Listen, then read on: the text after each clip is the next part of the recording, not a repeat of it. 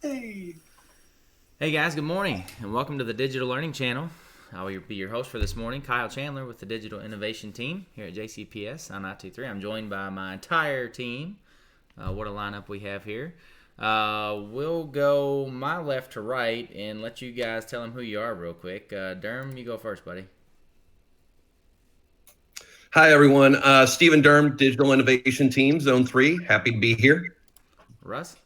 Hi, I'm Steve's partner, Russ Hockenberry, Zone 3 Digital Innovation Leader. So good to be here. Good morning, Kyle. Love the spider web. Hey, buddy. Yeah, well, we haven't dusted in a while, but Rebecca, over to you.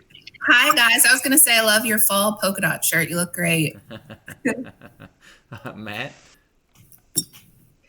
Kyle, I just think you're the cutest. I didn't know how to one up everyone else. Good morning, high school zone innovation leader. Well, I tell you what, Russ and Derm are always a tough act to follow. Kathleen? Hello, Kathleen Receiver, Digital Innovation Leader for the fantastic Zone 2 crew. Jim?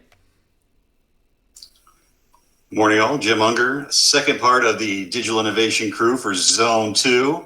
Now look at that. Jim really, look at the Halloween spread back there, guys, for just a second. How cool is that? He's got the out of candy. He's got this. That's nice. That's nice. Jack? Morning, everybody. I'm Jack Bosley, Zone 1 Digital Innovation Leader. And Danielle? Good morning, everyone. I am Danielle Washburn, High School Digital Innovation Leader. Awesome. Well, thanks, guys, for being here with me and all of us this morning. So this update has been dedicated these past Mondays to opening the day with updates for Microsoft Teams and Google Meets. So as you guys recall, we did a few changing of the gears early on, and we've continued to work closely with those engineers and executives at both companies who, kudos, have been very responsive and working closely with us to roll out some of these features. Oftentimes, even in like alpha, they're kind of we're testing as they're coding, sort of. So it's been very nice to get to work so closely with them. And so we bring you this Mondays to share anything that we feel might be important to update you on, or any of the best practices and features that we have. So without go. I do apologize. Before we even go further, we do have Elaine Abernathy. She is in the chat and she represents the middle school team. So hi, Absolutely. Elaine. Elaine's my partner in crime. I had to join twice today, so she volunteered as tribute to hop off of the live. So thank you, Elaine, for doing that for us. I am going to hop over to this, which is my other screen. And I want to show you guys what it is going to look like for you. So our best recommendation in Google Meet, and we'll go over Google Meets first, and then we'll look at some things there, and then we'll take it back over to Microsoft Teams. But our best recommendation to keep your rooms secure is to generate the link for your Meet within your Google Classroom. Not only to generate it within, but then not to advertise it until you have gone into the room, affected your settings, and it's about 5 minutes before time to start. Additionally, my recommendation is that you regenerate or refresh that link prior to each new session, or really at the conclusion of one. Go ahead and reset, keep that private, and then you would hop in, affect the controls, and then publish that to your class at that time. So let's show you briefly how to do that. So remember, you're going to hop up here to your settings, and you can scroll on down here to generate the Meet link. So that gives you the code there, which will now appear on the banner. And then it is currently set as visible to students. So let me show you what that's going to look like. Now, I'll warn you, and Elaine wanted to make sure, rightfully so, that we bring this to your attention. On an iPad, it looks a little different. On an iPad, when you are in the student view, let me go over here to a student real fast. So this is a student account, and the student can see this. on every device except for an iPad, this is what it will look like for them to access it. On an iPad, it'll be up in the top right-hand corner, and it'll either look like a little eyeball or like a little camera, but there'll be an extra little icon up in the corner. It doesn't really denote what it is. It's kind of tricky. So be on the lookout for that. If you are a teacher with students on iPads, you might want to direct them to keep a close eye out for that as well. So what I would want to do would be access this as the teacher account first, of course. So I'll spare you guys. Now, this is what would happen if I did not affect the controls first, right? And I publicized it. This is why we want to make sure you're cautious and that you are changing the controls first, because by default they are set to the old method where people can just hop in with a link. All you need is a link to hop in. So what you would do is you would want to yeah, Kyle, I told Rebecca and Jim they need to get out of the chat or get out of that hangout so you can have the controls there. I made the same mistake and I got in before you too, and I was like, whoops. Get out of here, would you? So since they're teacher accounts, that's a great distinction. Thanks, Matt. Since they're teacher accounts, there you go. Since they're teacher accounts, it gave them the controls to that first. That would not happen with the students. So I'm gonna if you want to reset that link just in case, it's up to you. It should work though, right? Yeah, let's find out. Okay. Join now. I would say that's no. I guess we do. Yeah, you got to reset it. All right. That's actually my fault. I hopped in too quickly. I was too excited about our session this morning. Class, man. I hear you. I don't blame you. All right, let's see here. So we're going to reset this now. That would give us a new link. And whenever I hop up to my class settings, that should now, as the first teacher account, allow me to hop in and have the controls, but I still don't for some reason.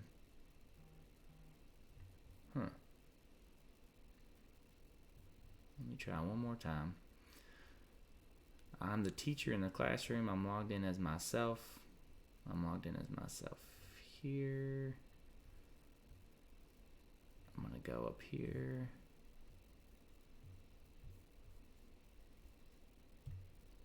And reset. There we go. That's definitely giving me a new link. It's kind of throwing me because it's not asking me to save here, but let's see, copy.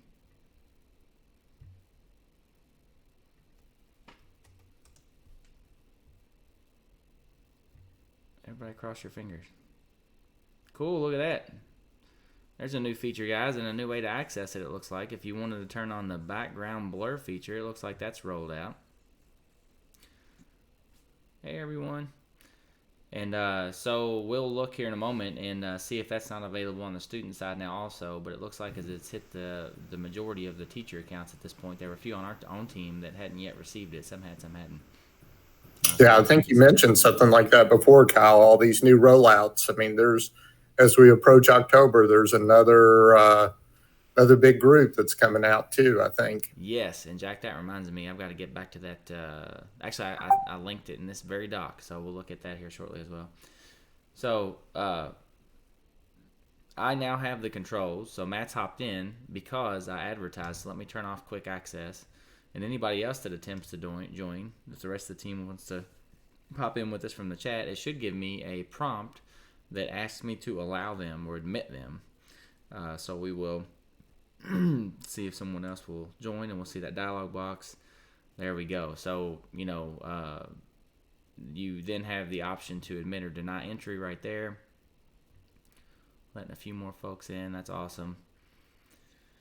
And those of you on my team, if you could enact the background blur as well, we'll show them what that looks like. So I've still got it turned on for me, but it should be in your 3 dots in the settings. You can tell either yourself or your students to check and see if they've got that now. And that will, there we go. So you see that Jim and Matt have that on. And again, we've heard from some of our schools. So Rebecca and Durham, you guys still don't have that? No? Okay. So have them keep checking. We've heard from some of our schools. Again, it was new that it rolled out even to my own account as of today, it looks like. that was some of the issue with the video participation that they had. Was they had students that had expressed that they weren't always as comfortable in their surroundings, and so this is a pretty powerful tool to allow them to interact with their class and as that rolls out. So keep that in mind. So there's 3 ways to get to these quick access controls. There's a big blue shield, and again, you want to turn quick access off. There's the 3 dots in settings. Settings, and then I'll probably kick Matt out here in a second and then show you what it looks like to allow someone back in. Host controls, there you are. And again, this has to do with screen sharing and chat messages as well. You can turn off the chat so that only you can talk to your class and they cannot talk to one another or you. So you would be able to send links, whatever it is you needed to do. You could talk in that chat box if you so chose. So let's say that Matt's got it's something crazy's going on. Maybe I admitted him by mistake, or maybe I accidentally removed him from the meeting and he's supposed to be in class. So I'm going to remove Matt at this time. So what happens now is that Matt will not be readmitted back. He kind of goes to a timeout or a freeze. So until about 24 hours, then he would be able to rejoin at that link. What we found is if you add people, and I look, he's been kicked out before, Matt Bolka, and send the email. It does send an email. He doesn't actually have to access his email, however. At this time, Matt should be able to pop back into the chat this way. Now, I will tell you, we have found that we have a few instances where the students have used this button as well. They can use this button, just like we can.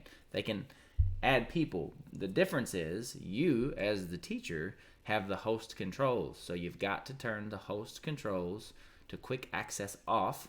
That way, even if students decide to quote unquote add people, they're merely sending them the link. That's all it is. And that's no different than what we experienced before. The game changer is this admit feature, this lobby feature that they have enacted for us.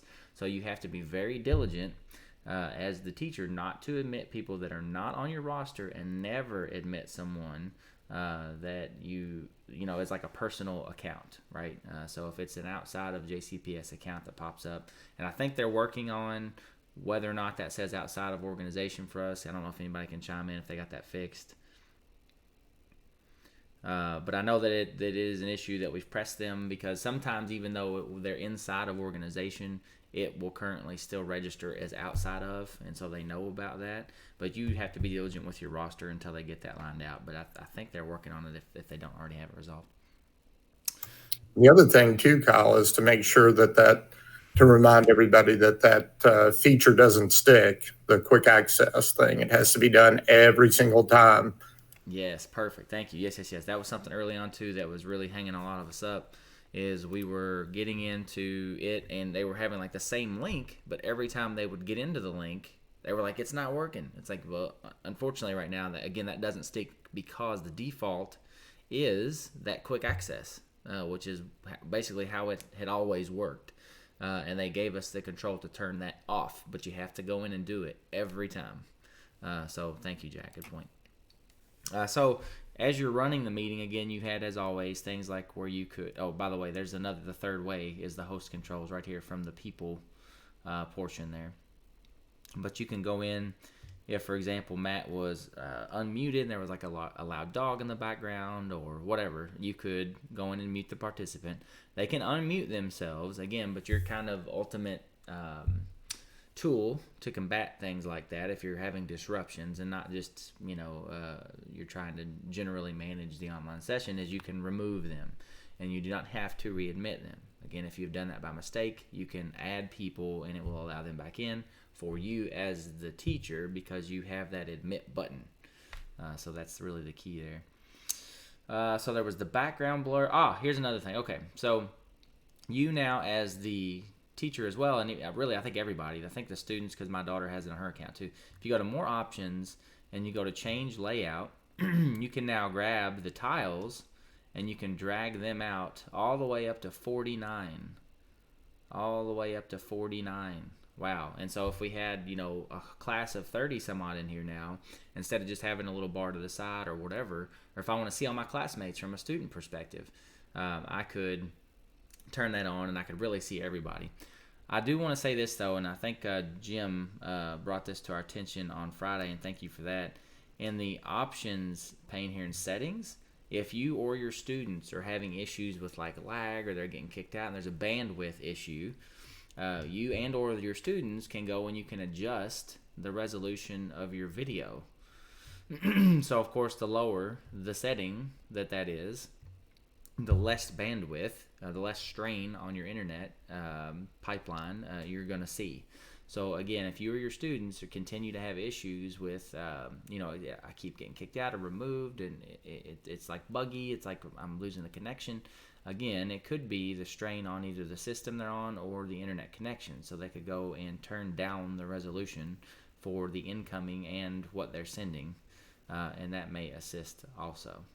So, hey, Kyle, going back to that's important about the resolution, but that tile view part of it, oh yeah, that feature is now baked in directly. You don't have to have an extension anymore for that, like we did during NTI 1.0. And I know that I think there was some people having trouble with the quick access control features, and we found that a lot of it dealt with these outside extensions. So perfect. If you have that grid view extension, you don't need it anymore, I guess is my point.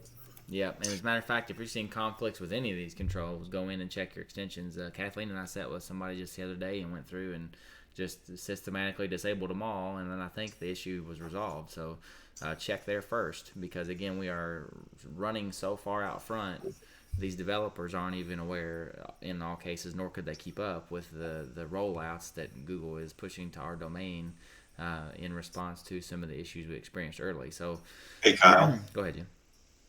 On that, the video settings you were showing, also, some teachers have issues when they're trying to show videos or play other video streams at the same time. If you change that on the receiving end, it actually gives you the option to set it to receiving audio only or receiving only one video feed at a time instead of multiple. But you can also lower it to 360 for everyone, but you can also limit it to one to really throttle it down, or you can completely just go no video and only have audio coming back to you so that you have full bandwidth for sending video out. There you go. Is this the control you were mentioning, Jim? Yeah, it's on the button. Yeah, right there. Okay, so you can do audio only. Okay, for what you're receiving. There you go. Awesome. And those are similar to some of the features we see in Teams, where you can turn off incoming video. And so again, those things are key for sure. Let me show you guys quickly. I think we're good in that one. Let me show you the tip sheet real fast here. So in the tip sheet, you'll see that we have three different links here. So there's the original new feature update that rolled out to us 8/27. That was when we were able to choose again. There's the coming soon, which will show you Google's roadmap and kind of where we're fitting into that. And then there is some on-demand videos for how to use these features. But let's take a peek. By the way, you can find this on the NTI website on the Teacher Toolkit. And then if you scroll down to the synchronous communication section where you have Teams and Meet, that's going to be right here. Again, these are some of the features that are coming soon to us. So control for moderators, which we have a lot of that.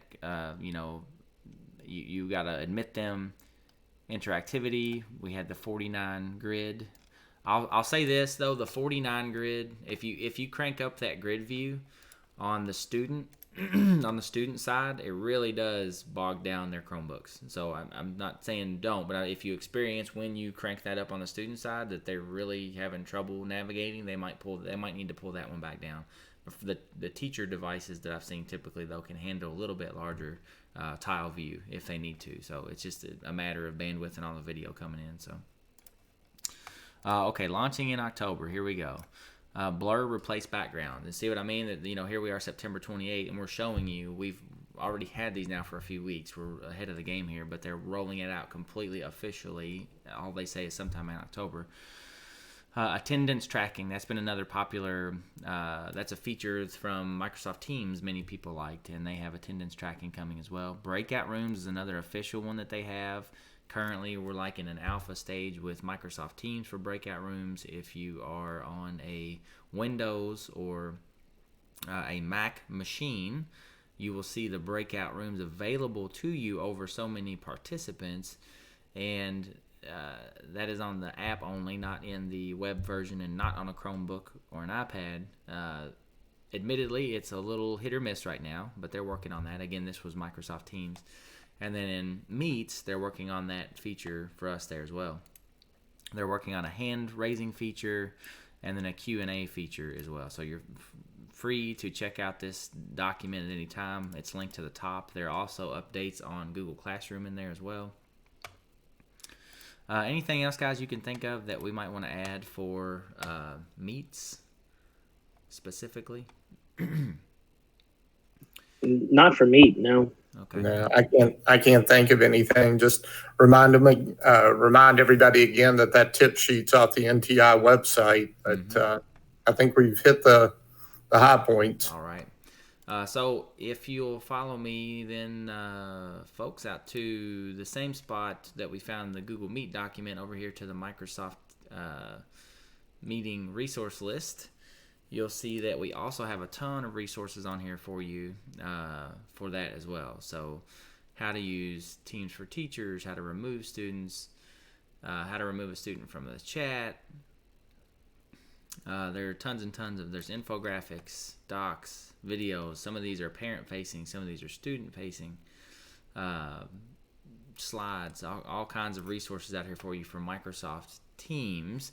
We did not meet this past week, so I don't think that we had any pressing updates for Teams. The only thing I wanted to be sure we were clear on, because I had a lot of teachers asking me about the web version and about their Chromebook. And again, right now, you do not have the breakout feature there. It is only if you're on a Mac or a PC and on the app. And even that, like we said, admittedly from them is there, it's in development. So, we've had some success with it, and we've had some where it's just kind of like a button, and you don't see a lot. But you have to, I will tell you this, if you're on that app, you do have to enact those controls. You do have to go up there and check do you want the new experience once you've updated. So you always want to, if you're using the app for Teams, you always want to make sure that you have the most recent update, the most recent version. And then you want to enable all of those new features within the settings afterward. And if there's something for you to catch for our organization, then that's when you will, and you should be able to use those things. So, all right, let's see here. That Teams document, again, is there as well. They have a sheet also that is like a roadmap that I'll work on linking into this. I think we had it up last week, and I misplaced it, but I'll research that and find it and add that link in here for you too if you want to see what they have on the horizon. But again, we have standing meetings weekly with both companies, with Microsoft and Google. We're giving them your feedback. We're letting them know what you're looking for, and in many cases they're able to respond and pretty quickly. So we thank you guys for your patience and your commitment, and it's been kind of cool to watch. There's still a pretty good blend out there, which is great, because that is really our kind of charge and our ethos really is we want not just the staff, but the students in Jefferson County to be digitally agile. So, this was kind of a blessing in disguise. How we got here that's debatable, but the end result was good. We wound up with the ability to hop in and out of different tools, and maybe sometimes you need to use Meets, maybe sometimes you need to use Teams, depending on your use case.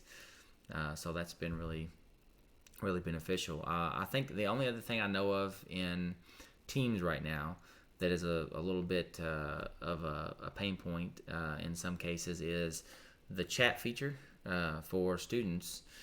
It was turned back on, which that's good in many cases, but once the meeting has ended, the chat can continue in theory. So if that's not a good tool for you, if you don't care for that, then you're welcome to speak to your administration about the option to move back over to Meets. We've talked to different schools handling this differently. Some of them went all one way, some went all another, some are a blend. So it really just depends on your situation in your building. We would love for you to be able to have experience and show the students how to use both. But that's any other additions to that you guys can think of? No, that was great information, Kyle. Thanks for sharing all that. And and Jim, thank you. That was a great find on the options for the Google Meets, because sometimes, we're talking to those teachers and they're like, my video or audio is a little choppy, and now we have an answer to help them out with that. So thank you for finding and sharing that. I want to try to show you quickly as well. So this is going to be terrible and really difficult to see, but in the very top right-hand corner, this is what the view on an iPad is going to look like. That little bitty camera up there, and it's like super. Go over a little more. Yeah, okay. This is Blair Witch style. Here, guys. But here we go. How about that? Great, got it. So that's going to be the icon you're going to look for on an iPad. So, all right. Kyle, you're froze on Steve's head, and you're not showing your phone to anybody on YouTube. Yeah, no, I did. I finally switched. It's just lagging now. Good catch. It'll be there. I see it. Yeah, that would have been awkward if the icon on the iPad was just a little picture of Derm's head. Well, team, thank you so much for joining me this morning and for all the contributions to that discussion. I'm going to take them through quickly the NTI website for the digital learning virtual schedule here. So this is the live virtual schedule on the NTI 2.0 website. And you'll see today is the 28th, Monday. So we had my team up first at 8:30. At 9, we have School Connect joining us, and I think they may have already hopped in the meet with us, which is great. Then we have Savas. They'll be here for an hour, I believe, beginning at 9 till 10. 10:30, we have PBL updates, and so we'll have some rock stars on then. I think, Joe McKinn, maybe Maddie Shepard. I think there was quite a lineup for that one. And then rounding us out just before lunchtime is going to be Innovative Distance Learning in Kindergarten with Carrie Mook. So join us for those all throughout today. And then, of course, you've got all the way through Mastery Connect ending today at about 4 o'clock. That last session should end. So be sure to check us out. Also, don't forget, if you are on the Twitter box, to look up our hashtag. It's JCPSDigIn. This is me and my team here. We were having a cup of Joe at our morning meeting last week, and we'll take a peek at that hashtag real fast. So these are some of the posts. Thank you, Rebecca, that are going on right now. We appreciate you guys hopping in and joining us this morning. And be sure to hop on there and like, share, subscribe. Same goes for the channel. So without further ado, I will turn it over to Emily this morning. Hey there, how are you, Emily? Good morning. How are you doing? Great. Well, I will hush it, and I will let you enlighten us on School Connect and that tool for our families and students. Sounds good. Thank you so much. Good morning, everybody. Oh, for some reason it doesn't want to. Oh, there it goes. Okay. It didn't want to let me share my screen, but there it is. Okay. So everything wants to work today. Good morning. My name is Emily Williams. I am part of the School Connects team. Thank you so much for joining us this morning. We've had a great time doing these sessions every Monday morning. We're so excited to be partnering with JCPS. I say it every week, but I'll say it again. You guys have just been such a wonderful district to work with. Your staff are enthusiastic about family engagement. Your families are enthusiastic about it. So it's a wonderful partnership, and the numbers and analytics we've seen coming out of JCPS are just some of the most incredible numbers we've ever seen. So thank you so much for everything that you're doing inside of School Connects, outside of School Connects. We know how incredibly busy you are right now, and we just appreciate everything you're doing. So what we're going to do this morning is give you a little bit of a background on School Connects, and then show you how to access some of the basic features. We do know that we've been doing this for a few weeks now. We don't know if it's the same people joining every week or different people. So if you are joining us not for the first time, and there's a certain feature you have a question about or something in particular you really want to see, go ahead and put it in the chat window. My colleague Lisa is manning the chat, so she can let me know if there's anything in particular you guys want to see, and I would be happy to show you. Okay, so that said, let's go ahead and jump into it. School Connects is a comprehensive two-way engagement and communication solution. And that two-way piece is something that's really important to us, especially right now. I'm sure you guys have all found how important it is to be communicating with your families two-way. And then the lens through which we kind of view everything is equity. We want to make sure that you can reach as many of your families as possible in their home languages and on their mobile devices. So some of the benefits of using School Connects, one of them largely is the equity. We have two-way translation built into School Connect. So you'll see what this all looks like once we jump into the app. But essentially, you can reach out to families and they will all be able to translate the information that you send them into their preferred language. So if there are two families sitting next to each other, one can translate it into Spanish and one can translate it into Haitian Creole. Additionally, they'll be able to reach out to you in their preferred language as well. There's text-to-speech capabilities built in, and this is to help overcome any adult language, any literacy challenges. That's something that I know when I was working in a school, we didn't really think or talk about a lot. I think because it is just such a difficult barrier to overcome, but the text-to-speech is gonna help you do that. You can also embed audio recordings into your posts, and there's a lack of dependency on phone numbers. This is really important because it means that even if parents change their phone numbers, which ideally they're letting you know anyway, but we know that a lot of times they're not. So you will still be able to reach them through School Connects, even if their phone number changes. So as opposed to, a robocall system or a text message system, you'll still be able to reach all of your families, even if they change their contact information. We are also importing student, family, contact, and roster information from Infinite Campus, and we're doing this on a weekly basis. So as students come and go from your classes or your schools, you'll have all of your roster information updated automatically. You don't have to worry about entering any of that. And then lastly, staff contact information is going to remain private. This is something that's really important to us. This means that you will feel like you're texting your families and they will feel like they're texting you. But by default, all of your contact information is going to remain hidden. So when you log into School Connect, you will be able to see family contact information, but they will not be able to see yours. Okay, so let's talk about how you're going to get onto School Connects. First of all we import as far as contact information for staff members is your JCPS email address. So you will receive an email invitation. It's going to look exactly like the picture that you see on your screen. For guardians, we're importing a mobile number if it's available in Infinite Campus and an email address, again, if it's available in Infinite Campus. So guardians can receive text and or email invitations. And those are something that can be resent. I'll show you how to do that once we're in the system. And then you can also print invitations that can be sent to anyone. That is a really good way to help you kind of overcome any guardians who are either missing contact information in IC or whose information is incorrect.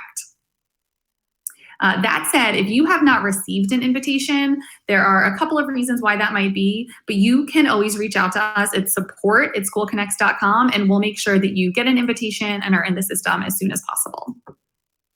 So once you're in School Connects, there are kind of two main ways to communicate, both very effective and valuable, but they should be used very differently. So if you're gonna take away one really important thing from today, let it be this screen, because these are two very different ways to communicate. So the first one is going to be posts, and that's what you see on the left-hand side of your screen. These are going to be largely news and events. This is one-way kind of mass communication. So it's you sending information out to a group. As I mentioned earlier, we're importing your school, grade, and class level groups from Infinite Campus. Additionally, you can create any other groups you'd like. So if you're a classroom teacher, you might want to create homogeneous academic level groups, or if you are not a classroom teacher, some other support staff, and you don't have groups imported from Infinite Campus, you can create a group of the students you work with, and then you'll be able to post these news items out to any of those groups. So if you want this to go out to your second period math class, it can go out to them. If you want it to go out to all of your classes, it can go out to all of them. It's completely up to you who these go out to. So these are going to replace flyers, mass email, things like that. There are a bunch of different attachments you can create with them. Parents are reading them, they're liking them, but they are not commenting on them. So again, it's one-way communication out to any established group. On the right-hand side of your screen is messages, and this is where you're going to engage in dialogue with your families and where you're really going to form strong relationships with them. This is a really important piece that's kind of unique to School Connects. You can engage in messaging with one individual or a couple of individuals, but just be aware that if you are gonna, have messaging with anything larger than one-on-one, it's gonna behave just like group texting, which means if you send a message to your entire class or your entire grade, everyone is gonna see everyone's responses. So we do not encourage large group messaging. We know that some of you have maybe accidentally sent out a large group message. It's okay. If you want us to delete that message thread, we're absolutely able to do that. Again, just reach out to us at support@schoolconnects.com.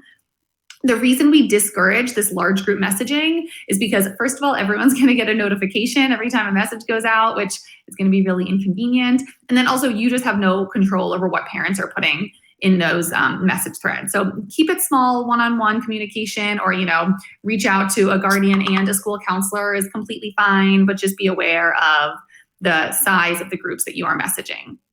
So this is going to be a really great option to kind of replace notes or emails, even phone calls home. You can include an image in them, can be really powerful for a guardian to receive an image of their child working well in school or a sample of their work.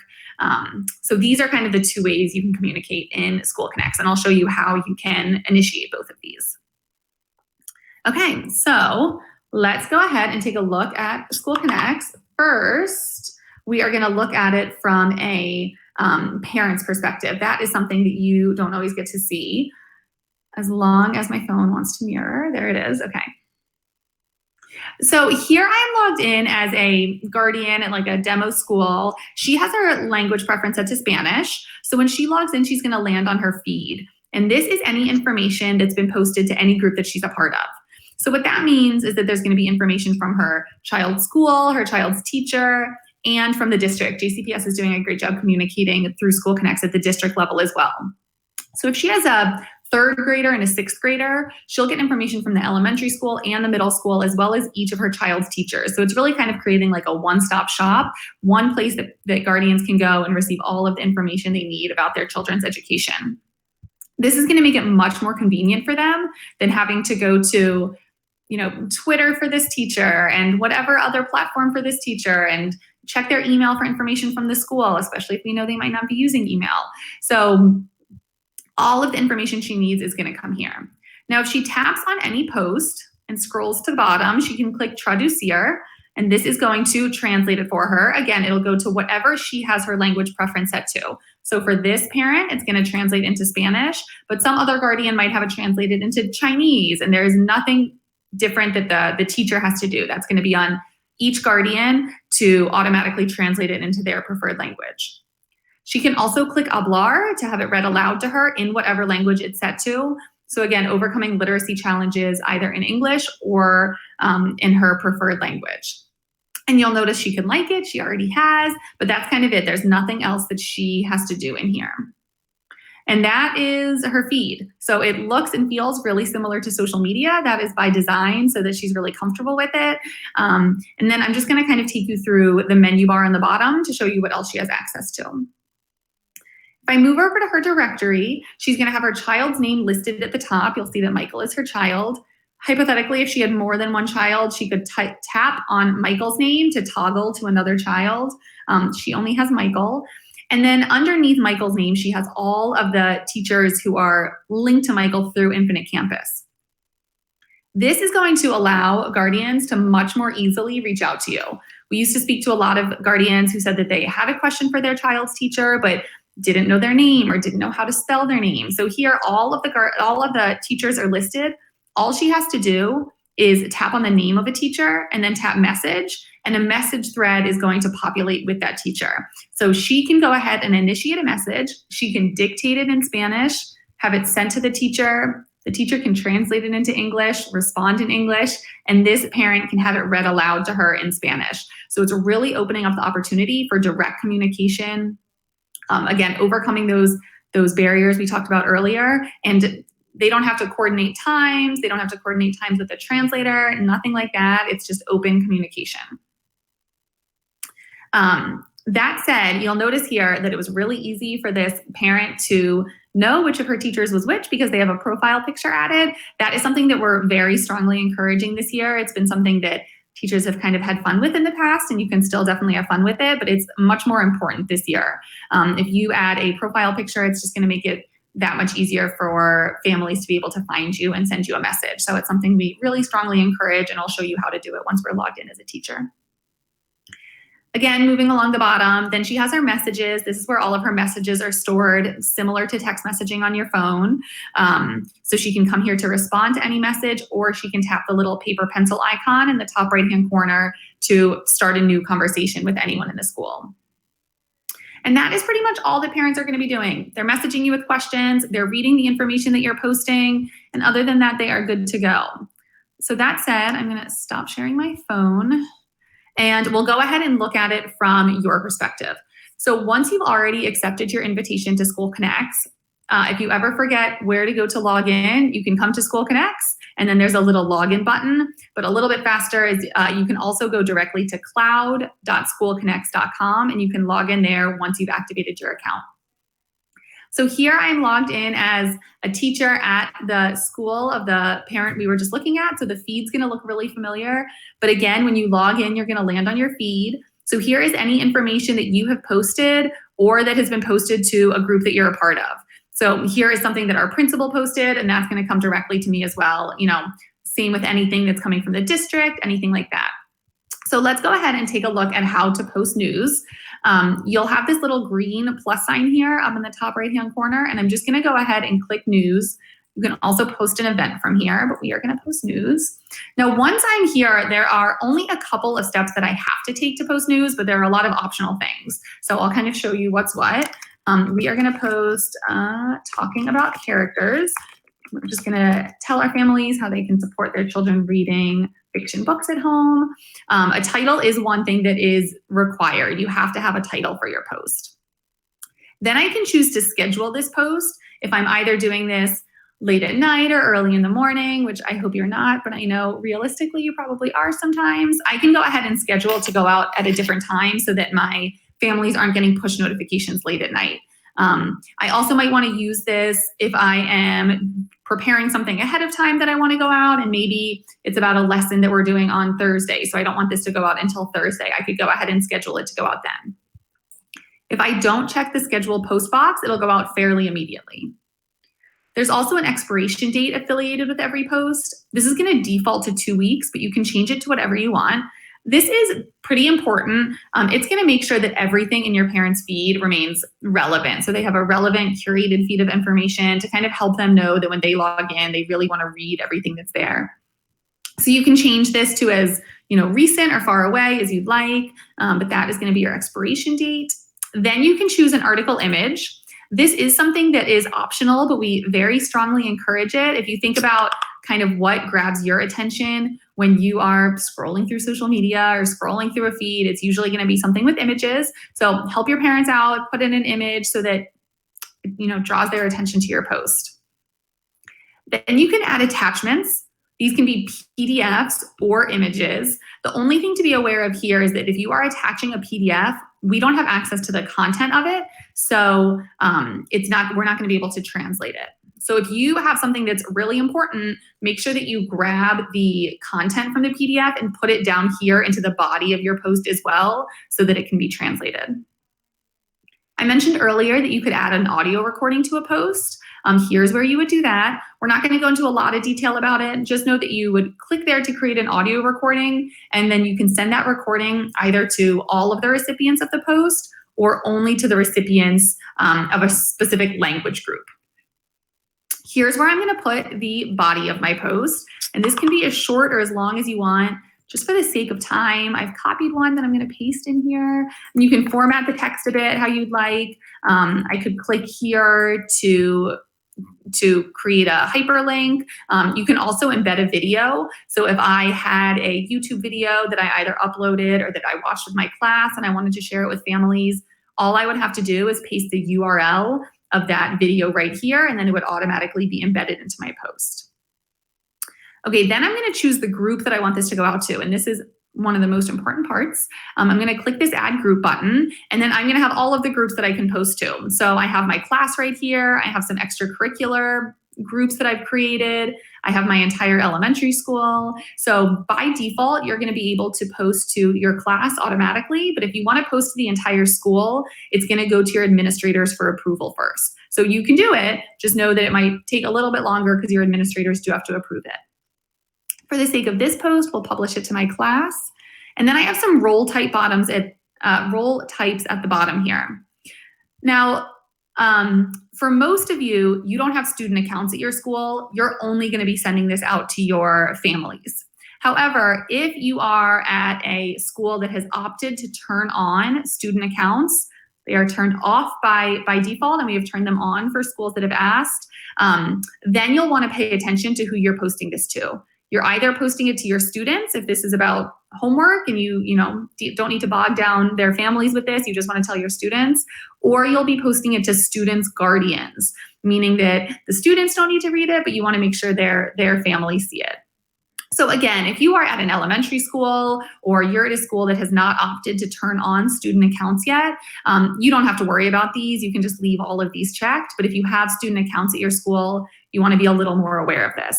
If you're not sure whether or not you have student accounts at your school, definitely reach out to us and we can let you know. So I'm going to click Add Groups. I can add a reminder to go out later and link back to this post if I'd like. Then I'm going to click Preview, and if everything looks good, I will go ahead and publish it, and then all of my families will get a push notification and all of my recipients will have access to this. Now I'm going to go back to my feed, and I want to show you how you can see who has liked that post once you've published it. So I'm back in my feed, and I'm going to scroll down to the bottom and click Read More. And then you'll notice at the bottom, I have this little eyeball icon right here. I'm going to go ahead and click on that. And then I'm going to have a list of all of the recipients of this post. Next to the words read and like, I have these little gray arrows. And if I click on those, it will sort by who has read and who has liked my post. Now we just published this, so no one has read it and no one has liked it yet.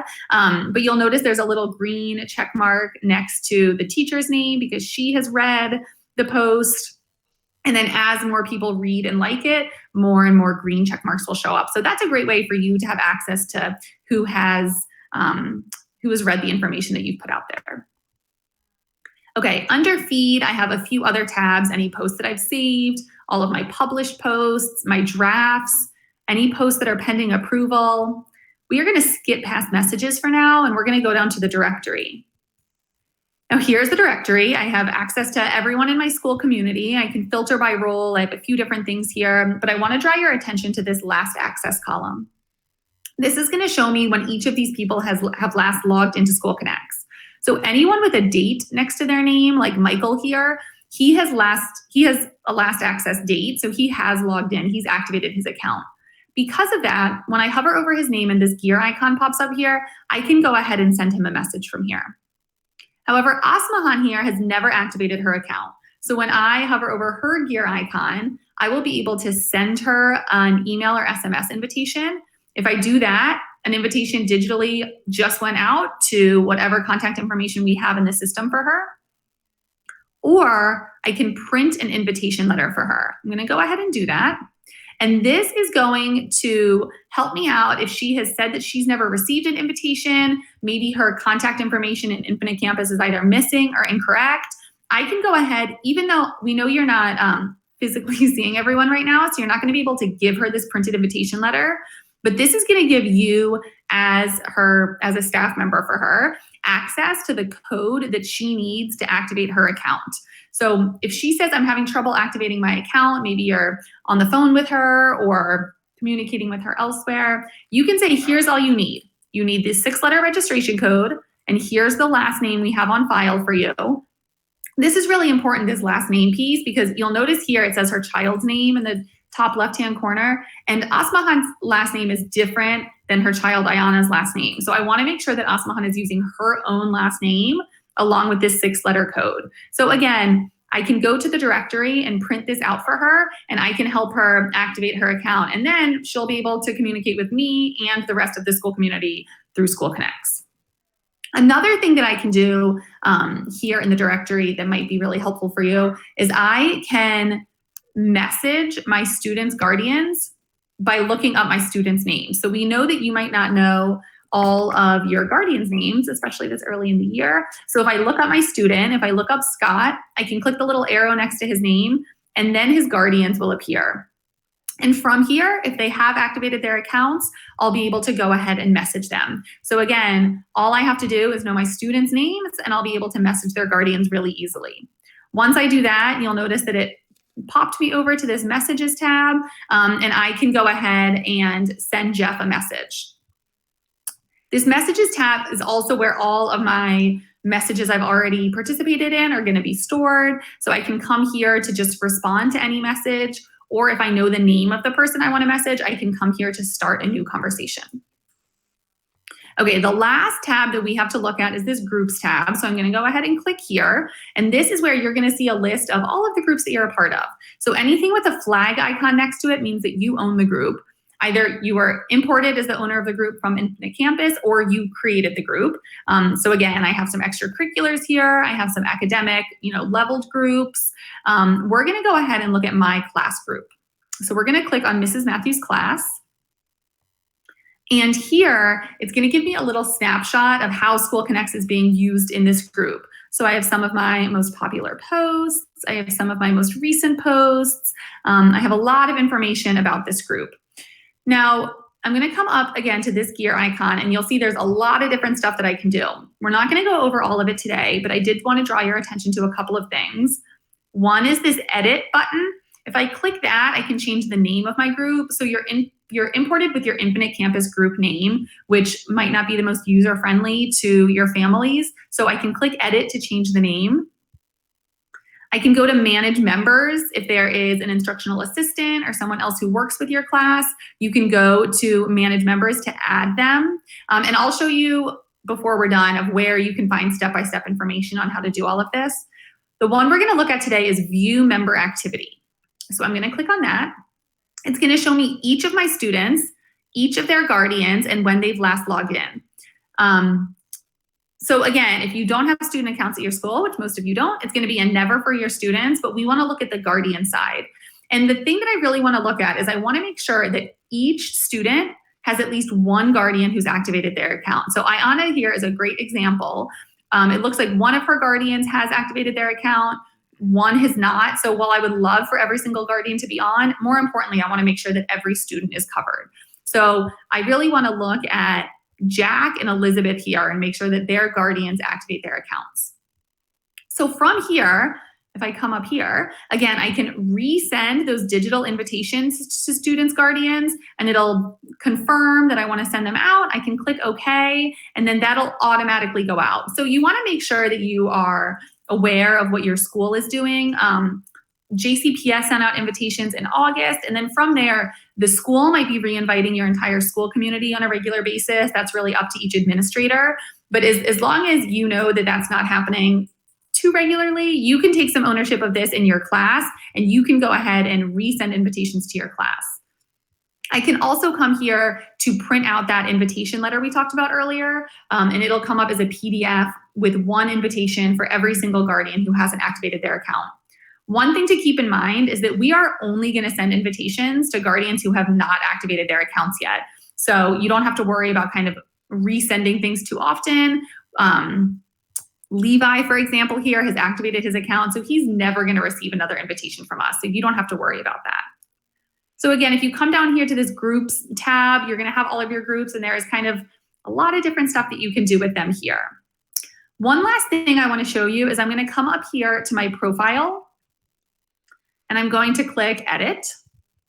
This is where you can come to upload that profile picture that we talked about earlier. You can also change how your name is listed in School Connects.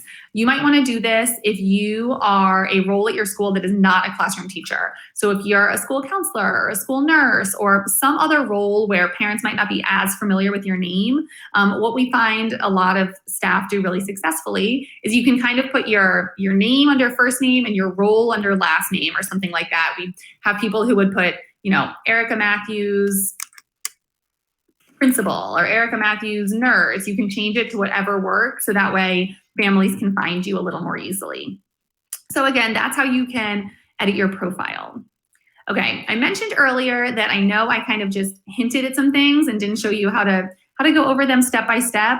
JCPS has set up a OneDrive with information on kind of all of our how-to guide. So my colleague is going to go ahead and put in the chat window the link to that JCPS OneDrive. And if you want step-by-step instructions on either how to do anything that I didn't show you today, if you want to know how to add a group, or if you want a little more hand-holding on how to edit a group, anything like that, there are step-by-step instructions on how to do everything from the web and how to do everything that can be done on mobile from the mobile right there in that OneDrive. Okay, so I know I only have a couple more minutes, so let me go over these really quickly. Best next steps. If you haven't yet, definitely activate your account. That's the most important one. If you never received an invitation or you're not sure how to get into your account, you can email us at support@schoolconnects.com. It's right there on the bottom of your screen. We say we email you back within 24 hours, but realistically, it's usually a lot faster than that. So reach out to us with any questions. Also, we are tech support for your entire school community. We do not want that to be on your plate. We know how much you already have to do. So if you have any families who have any questions, anything like that, you can send anyone to support@schoolconnects.com. We strongly recommend that you download the mobile app. It's just going to make it that much more convenient for you. However, everything on the mobile app is accessible on the web browser. I should have mentioned this earlier and I forgot to. Everyone who has an account can access all of the information both on the mobile app and on the web. So we look at it from the parents' perspective on the mobile because that's where we find most of our parents are, and we look at it from the web perspective, from the web for your perspective, because that's where we find most of our staff are, but you can absolutely access almost everything in both places. Some of the more administrative features do have to be accessed from the web. If you haven't posted news yet, post news. We know how much information you have to share with your families already. So go ahead and get in there and start communicating with them, and then encourage them to message you there if they have any questions as well. Don't forget to re-invite your guardians as needed. Keep an eye on your activations in your classroom and decide when you think it's most appropriate to resend those invitations.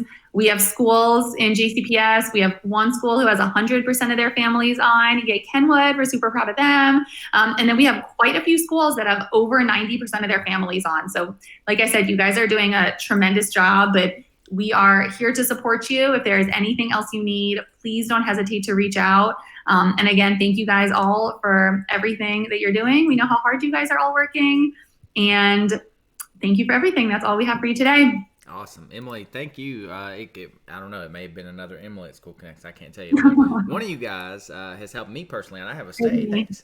I have a student there at Medora. Yep. And yeah, so they, just so everybody watching knows, like they're great, very knowledgeable, super sweet, just as responsive from the parent side or the staff side. So again, we appreciate you guys and the partnership with you, and they mean that. When they say send them their way, they want to help, they will. So we do. Thank you so much. We appreciate that. Absolutely. Well, have a good one, Emily. Thanks for being with us, and we'll see you soon. Thank you too.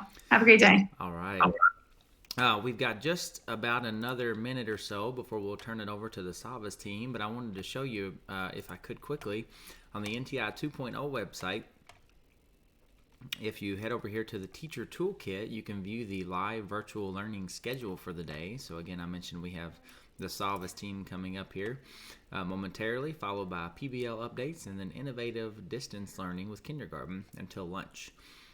After lunch, we have the gifted leadership resources, Monday talks with the youth service center coordinators, and then the Mastery Connect team will be joining us. If you're just joining us in the live chat on YouTube, be sure to let us know who you are. Let us know what school or department you represent. And check us out on the hashtag JCPSDigIn. We'll see what's going on out there real quick. We've got some love from the Barker Fink crew as always. We've got the Dig In account that's tweeting, letting you guys know we're on this morning. So be on the lookout for that. Without further ado, we'll turn it over to the Savas team. Hey, it looks like Richard's with us. How are you this morning, Richard? Hi, I'm doing just fine. Great. Well, if you guys are ready to run, I'll get out of your way and let you take off. Yep, I'm ready. All right. There is one question I have for you. I know we have shared a getting started document with you. Do you know if that is posted somewhere on your network? Getting started with Savas goodness. You know what, Richard? While you are introducing this, I will do that research on the backside, and I will interject with where we can find that. Okay. And I tell you what, let me check a place real quick live if I could. The teacher home kit. Let's see if Savas has a. And I can. I'll show you what it looks like. Just so you know when you find it, because I'm suspecting that it is posted somewhere on your network. I just don't know. I just don't have the link. I do see a welcome to your training site. Is that you guys there? The Realize Virtual Workshops? I don't think that's the same one as this one. Okay. All right. Oh, I see. Okay, we'll show your screen, and I'll see if I can find that on my side. Okay. So what I'm doing is I'm referencing this document. This is a document that we put together specifically for your district, and just so a teacher can take it and get started. Here's a generic guide to get started, and what I'll be doing is I'll be going over that just a little bit today. I just have some examples that I've picked at random, just to see what I'm seeing so far on with your teacher users. And then I also have another site that I would like to be posted or presented with a URL. I didn't have a slide for this, but I do have a URL that I can show. I don't know, can I show that in a chat, or how do I distribute this out to your folks as well? So See live. You could put that in the chat. You could actually, it might not let you do that, Richard, with the YouTube settings. Not us, but I think they kind of block that. Let's see. Do we have one in here? I don't think we have. You can email me directly at kyle.chandler, and I can place it in that chat. So that's Kyle, all right. Kyle.Chandler, Jefferson County, jc.kyschools.us. Okay, and I will get that to you as soon as I'm done with the presentation. How's that? Great, thank you. Okay, I'll go ahead and get started here with this document. This is how do you log into Savas. This is how you set up your Google account.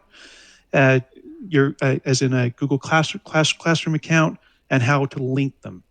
So Realize has the ability to sync between Realize and Google Classroom, and it works. And there are a few teachers that we're starting to see this happening to. I don't have the actual numbers, but we'll we'll find those if needed. So for the ones that have not gone through this document, the first step you'll do is you'll log into your district's Clever page, and I'm expecting this Clever page to look like this. You'll log in with your network credentials, and then once you're logged in, there is a Savas EasyBridge icon, and that looks like this.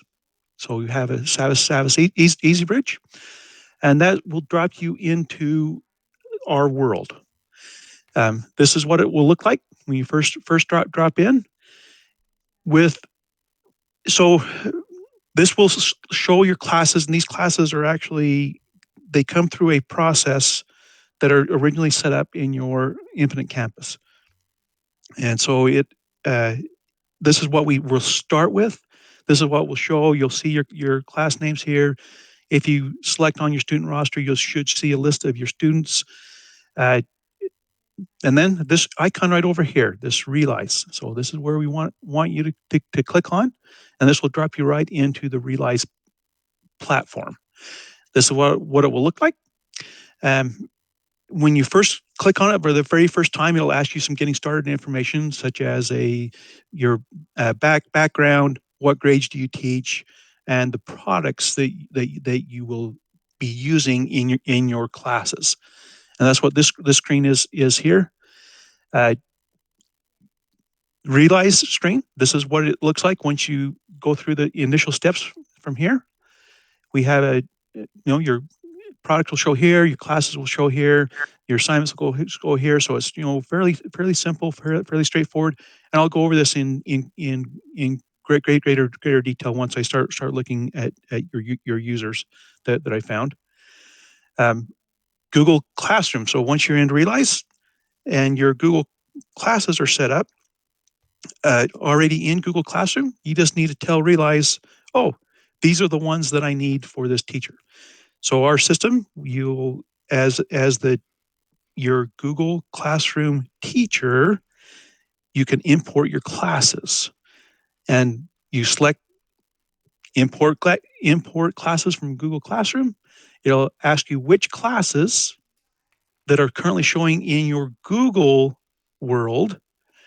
You select those, select your product right down here, and they'll show up in the Realize screen. So in this example, you'll notice that we have two separate classes. One is not yet Google sunk. And so this icon right here will tell you which ones are your Google Classroom enabled classes as opposed to just the Realize classes. That's what this screen will show you.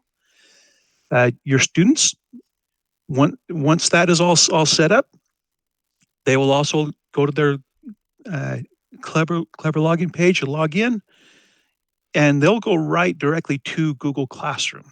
And that's what this icon is here. So you'll need to direct your students to go there. And that's where they will get all of their assignments as well. Okay, the resource that I'm talking about next will be our getting started with Google integration. And this is actually on our training site. And the reference is the one that I will email Kyle so we can get this out to everyone. But these have a series of videos that will walk you step by step of the steps that I will be going through here in just a moment. The Realize, in getting started, all sorts of information, and they're actually videos to go along with documents. So I think that will help us all. If you have any questions, probably the answer is in one of these videos or the document. Okay, so to get started, I have had the ability to look at a teacher account from your perspective or from the teacher's perspective. So I don't have a Clever login, but after you log into Clever and you select Easy Bridge, that's the part where I'm starting from. And this is what it will look like. So on this particular teacher, and I just picked these teachers at random. I went through your database and just selected a couple teachers. No particular rhyme reason, just for things that I'm looking for that I can share that I think will help all your teachers. So this particular teacher does not currently have any classes set up in your ingestion files, which come from your student information system. So that's why we don't see any classes listed here. I don't see any classes in the future either, just because this will be the next semester classes. Okay, which is just fine. I mean, you don't have to have classes listed from your student information system for this to work. Realize is where you select next. This is what your screen like. So this particular teacher has not yet logged in, and I can tell that because you only get this starting screen on the first login. And I don't know what grades this teacher teaches, so I'm going to guess here just for a moment. And this information can be changed once. So if I take this information and I am incorrect, they can be changed at a later time. Okay, we're going to just pick a couple of courses here at random, and I will adjust accordingly if needed with this teacher. Your name. This name is one. What do you want your students to see you as? So if you want to pick John or Troy, or whatever the case may be, or your last name, that's fine. Just be aware that your students will see this name on their report. So whatever name you'd like to be known as. You pick an icon. It doesn't matter which icon; that can be changed at any time as well. And pick a background. So in the slide before, where they had the hay bales, I personally like Hubble picture, so I would pick the space programs. Doesn't matter. Just a sample is just what your background is going to look like. You will need to agree to our license agreement, and then if you would like to receive emails about Realize, select this box as well, and that's it. So you're all set up, ready to go, and the program is actually asking us for the next process, which is to set up your classes. So go ahead and select OK. And you'll notice that the background is what I selected. We have a name or a user icon up here. It'll show you what your name is. If you go to settings, this is where you can set up the settings that we had just selected. Your programs, and you'll notice that the two that I selected are here. Here's where you can change your icon or your background either way with your name and the classes you teach. So changeable at any time. It just needs to be done, and the system will require it the first time you log in. Okay, so click save afterwards. Okay, we can come back to our browse, which is our main screen here. This is the home screen. Background changes. Okay, next step is either classes. You can select classes here. You can go and use the upper pull down menu as well. Either way to navigate is just fine. And the next step is to go ahead and import your classes. And in this case, I do not have access to this teacher's Google Classroom account. And so this is as far as I can go on this part. With this teacher on your network where you're already signed in, it probably will not ask you to sign in because you're already signed in with single sign-on. So single sign-on, sign in once with Clever, and it will pass those credentials to whatever program needs that single sign-on. But the process is simple. You pick your class that you want to import, give it a product, and it will show up into Realize. Some important notes. Once you enable Google Classroom becomes a system of record for students. So if you add a student, new student comes into your class, just add them to Google Classroom, and they will be automatically synced into Realize. Next part is assignments. Realize is the system of record for assignments. So what that means is your assignments need to be assigned from Realize. They need to be edited in Realize because it is actually a one-way sync. So it syncs from Realize to Google. It does not sync from Google to Realize. So if you are editing an assignment in Google Classroom, either that will be overwritten from Realize or it will cause sync errors because it is only a one-way sync. So just be aware of that as you're operating into our system. Just remember to edit, assign, anything to do with assignments, do that from the Realize screen. Okay, so we're going to take a different user here, and we're going to go over that another with another user, just to give another example. So what I'm doing is I'm grabbing another username. Give me just a moment here as I get into my impersonating screen here. So I can impersonate, but it's only one at a time. So I can't do multiple users at a time.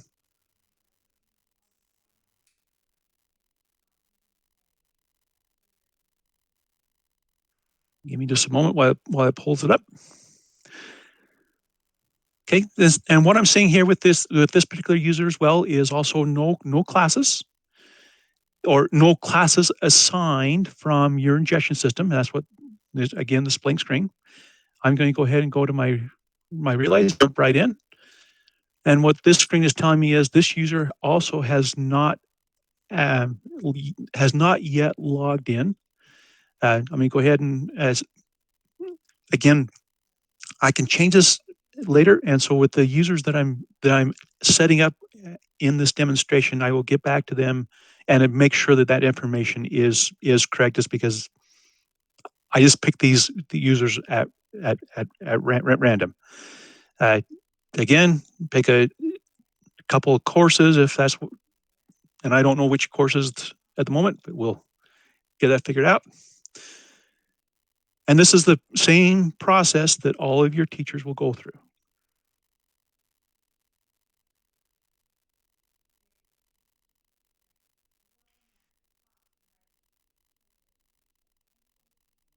Okay. And the next step is to go ahead and add classes from Google with the same process.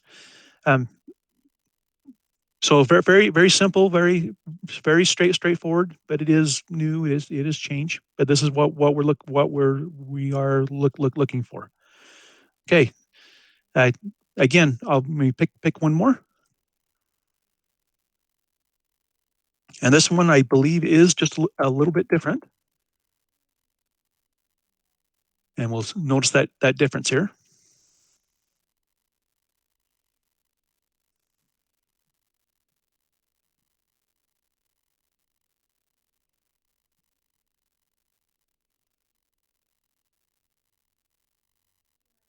Okay, so this teacher does have a class, and this is the class name. Again, you can pick here. You can pick your list of what your students that are in your class as they come from your student information system. Again, that's as far as we need to go here. Realize, and give it just a moment here. So this is telling me that this teacher has also not yet signed in, and that's just because I get this screen here. So I'll go ahead and let this teacher fill out the information herself once that teacher logs in. But the process is the same as with the other teachers that I've sampled. Okay, I have a couple more, and as we get more detail here, so bear with me.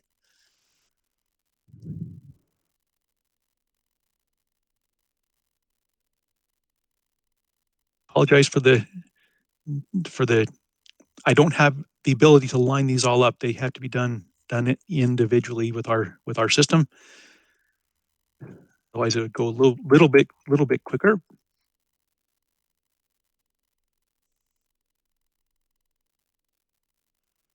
Okay, so this teacher has quite a few classes, and again, if I want to look at your student names that are, or students that are assigned to your classes, just go ahead and select it. So this is a good sign. So we're getting into a teacher that does have more classes assigned. Again, go to the Realize icon. And again, this teacher has not yet signed in. So the process will be the same. Select the grade, programs, your name, your icon, your background, agree to our license agreement, and it'll drop you right into the Realize main screen. The next step would be to go ahead and set up your Google Classroom classes. And again, once a Google Classroom, the teacher has decided to enable Google Classroom, students become the system of record for the class, for students. Assignments, Realize is a system of record. So it's a very, and that's, I'm repeating that on purpose because it's an important point, and that we see a lot on the support side of a source of confusion or a source of possible confusion.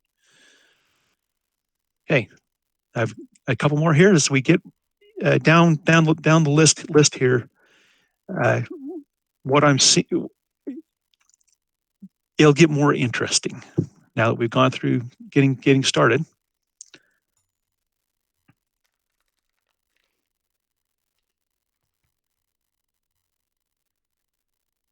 Oops, picked up the name wrong.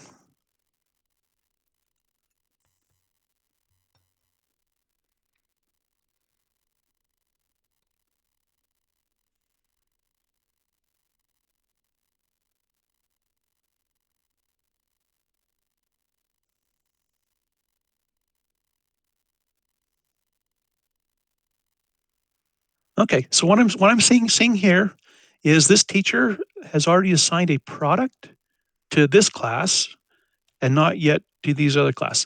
And that is just fine. And what that will do is this will move this class over into Realize. And so we're going to go here and go into Realize, and we'll see what's going on here.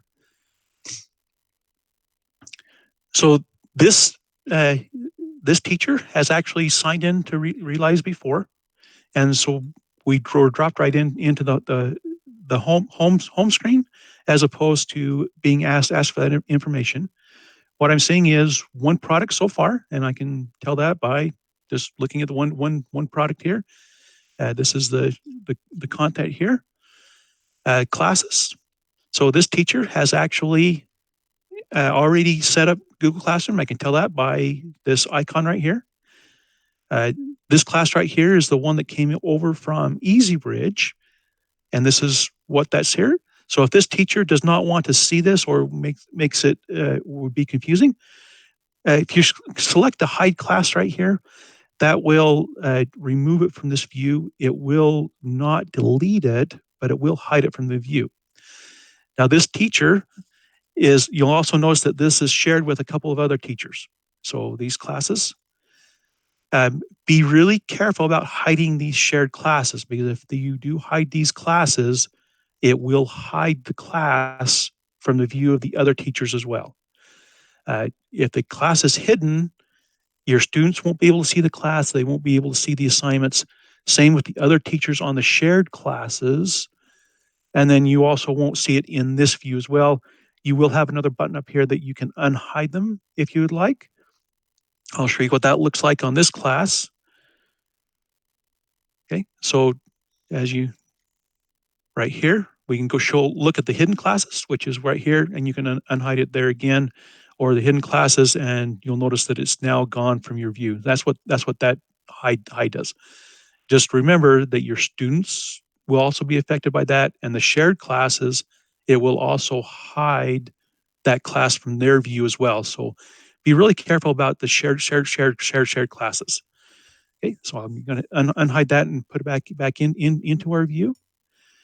So this is good. So this teacher looks perfect, like it looks perfect as to way that I'm expecting it to be set up and running. Again, Google Classroom is the system of record for students. So any students that I have in this class will come from your Google Classroom. Assignments are done, or Realize is the system of record for assignments. And that's where these assignments are. And we're going to look here and poke around just a little bit. So this, notice this. So let me talk about that for just a moment. But I am looking at assignments. So this teacher has assigned quite a few assignments so far, so that's good. This red triangle right here, that's what that message, when I first went into assignments, it is all about. And what that means, so there's some sort of a Google Sync error with this assignment and with this assignment. Now that could be a number of things. The error is a generic error, so you'll get the same message for whatever the issue that it thinks it is.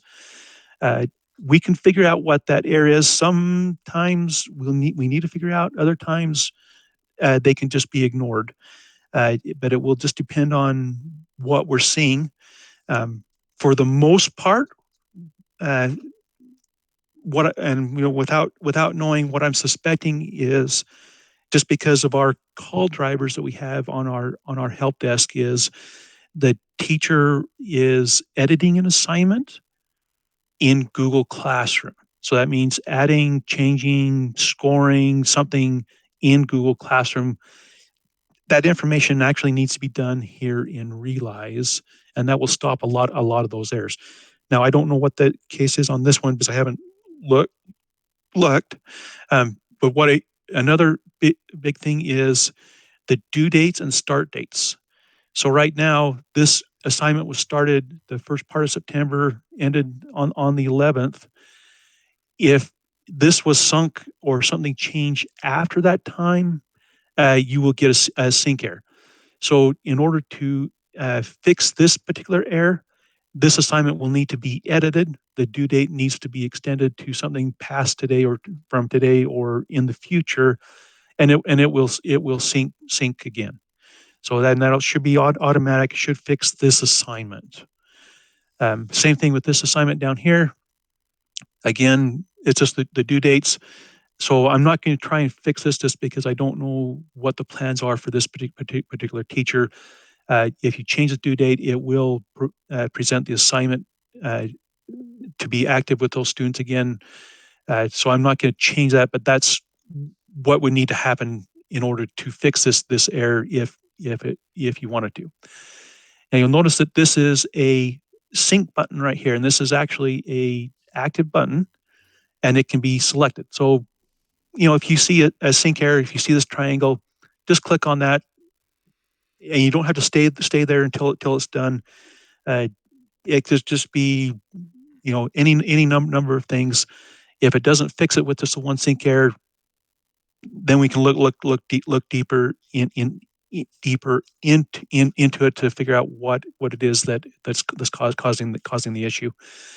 This is an assignment sync, so this will only sync this assignment or data associated with this assignment.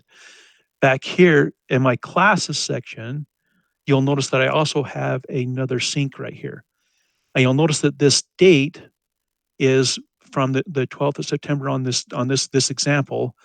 And what that tells me is that's the last time that something is changed in the class. So either the name of the class or a student being added, a student being removed, a student moved from school to school, that type of thing. This can be selected and it will sync, but that's all it's looking for is changes to the class environment. So the name, and you'll also notice that this one was successfully synced, and give it just a moment here and it will change back to this updated. So that date did not change, and that is expected because nothing changed in as far as the class name or the students in this class. So this is good. That's the last time it was synced, and that's what I'm expecting. So even though you push the sync button, it may or may not change that date. You'll see a few of them if you're just getting started. Okay, we're updated an hour ago or 2 hours ago, depending on what the time is. But that date, I'm not expecting to change unless something in the class changed. Now the assignments, on the other hand, again, I'm going over this again. So in this class, we have a Google Sync error at least one, and I can find that by quickly going down here to find the red triangle. New students. So if you have a new student that comes into the class, into Google Classroom, they'll show up here in your Google Classroom. However, past assignments will not automatically flow to a new student or a added student. So if you would like the past assignments for that student, they will need to be added to that student. So you can reassign them just to the student. You can reassign them to the class if you want the whole class to redo it. I'd probably do it just to the student themselves. And you do that normally. Find your assignment, hit the assign button, fill out the information, and that's all you need to do for that student. And as I look through these assignments on this particular teacher, so you can go back here. what I'm seeing is these numbers. So currently, I have 21 students out of the 25 in the class are completed. This is my average. I come down here, I see 1 of 1.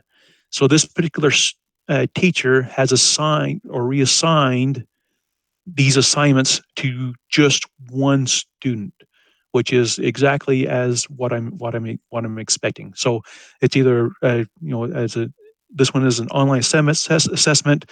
Either the student came in after the class was started, or they're doing a retake for however the teacher determines that's the case. So that's what we're seeing here.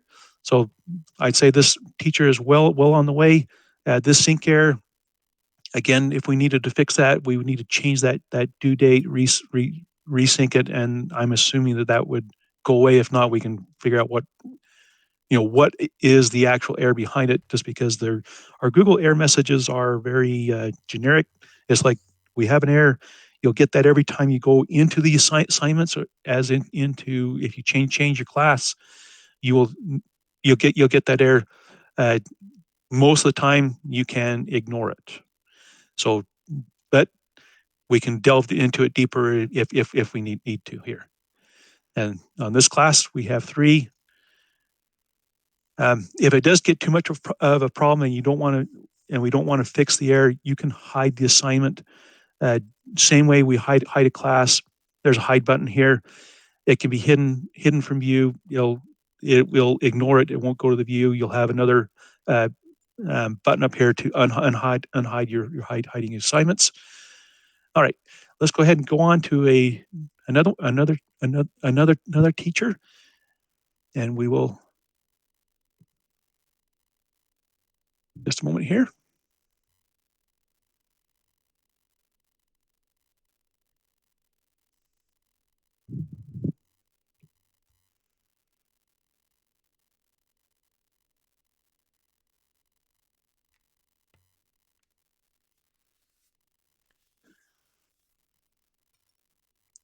So we've provided quite a few examples, and we've seen different things, but things that we're looking for, and we're well on our way, it looks like.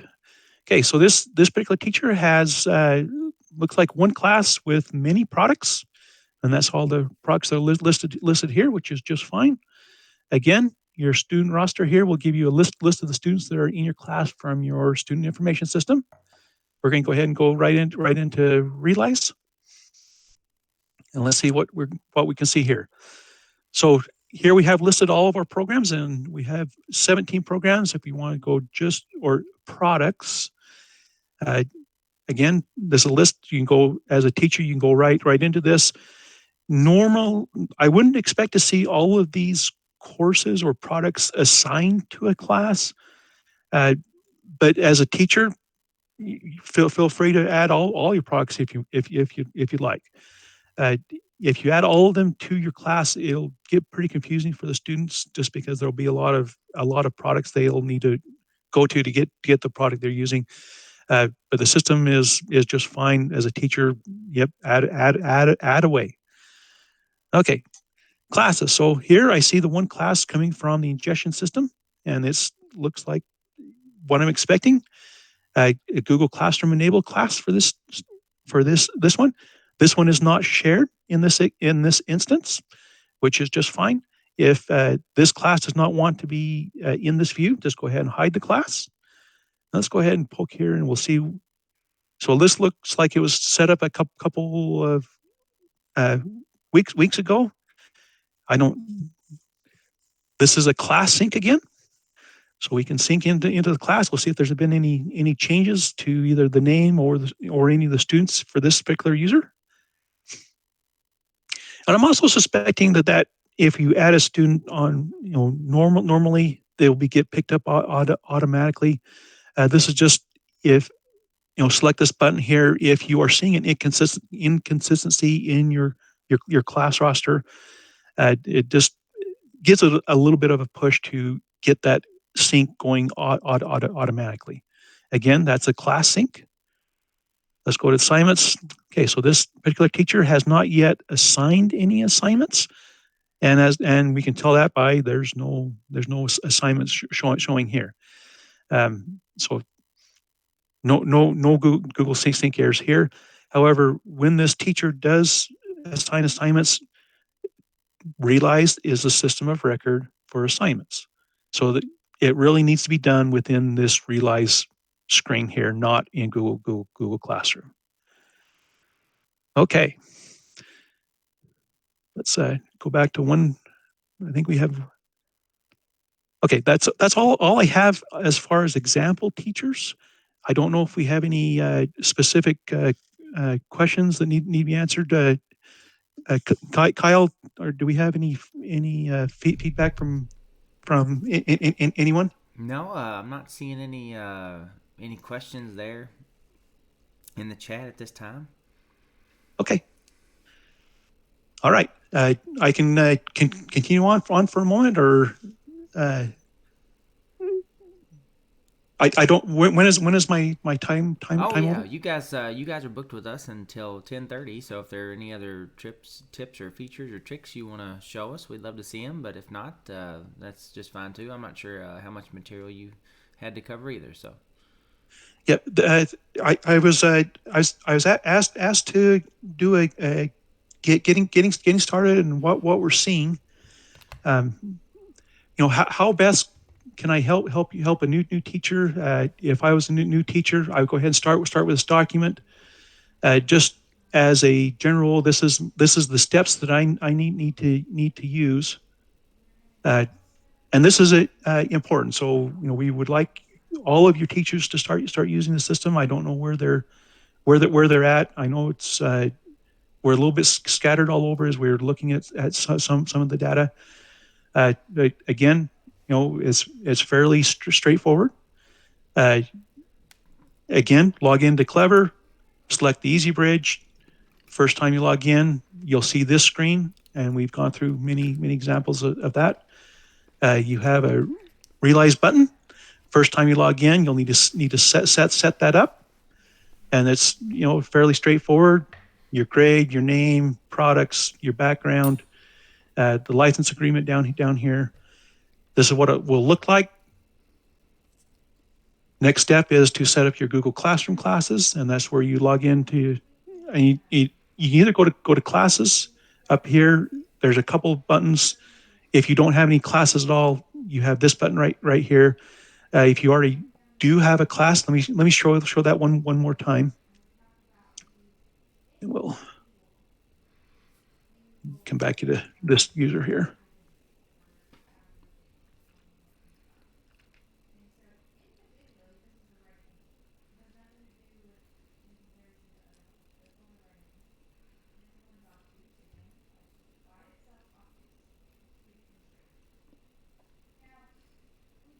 And this is what it will look like. So this particular teacher again has already logged in.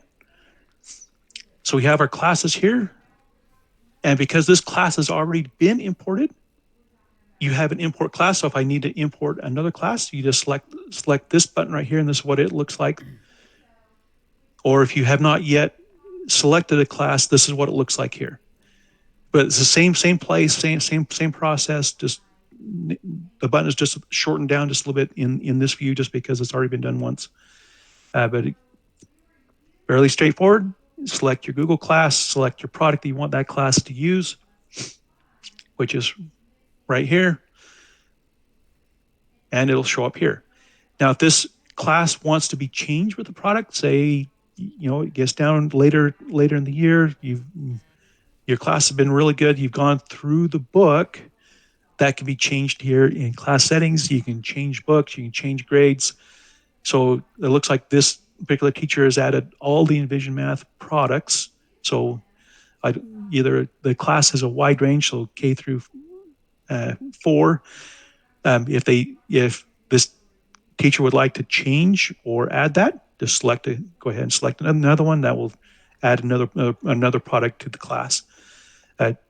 Again, this particular class, you can set a background for the class, which is on the icon here.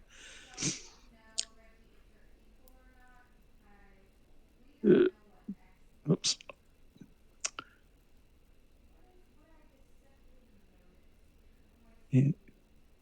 So this icon right here, that's where that is changed, and that's in class settings. So that's where this icon comes from. Your class theme, I normally use the default theme. The early learning theme has a little bit a different feel to it, but for the most part, the default theme works well. So that's just as simple. Your students and groups. Oh, one more thing I forgot to mention. So this is a class of students, and this right here, this information that says needs to connect, and what that is telling me is that student has not yet connected to the class through Google Classroom, and that really needs to happen before assignments are assigned. If you assign an assignment to this class right now, with these students still needing to connect, that will not deliver an assignment to any of these students. So once the students connect, they're added to the class, or it'll say connected here, and they'll receive assignments. Otherwise, they won't receive past assignments. So it won't go to all your past assignments and assign them once a student connects. They'll need to be assigned after they're connected. So this particular class, these students will still need to connect, which means they need to log on to the Google Classroom and give permission. And I'm going to go back to one of the other users here as well, because that's an important point that I missed before. So give me just a moment here, and we'll continue on. Let's see.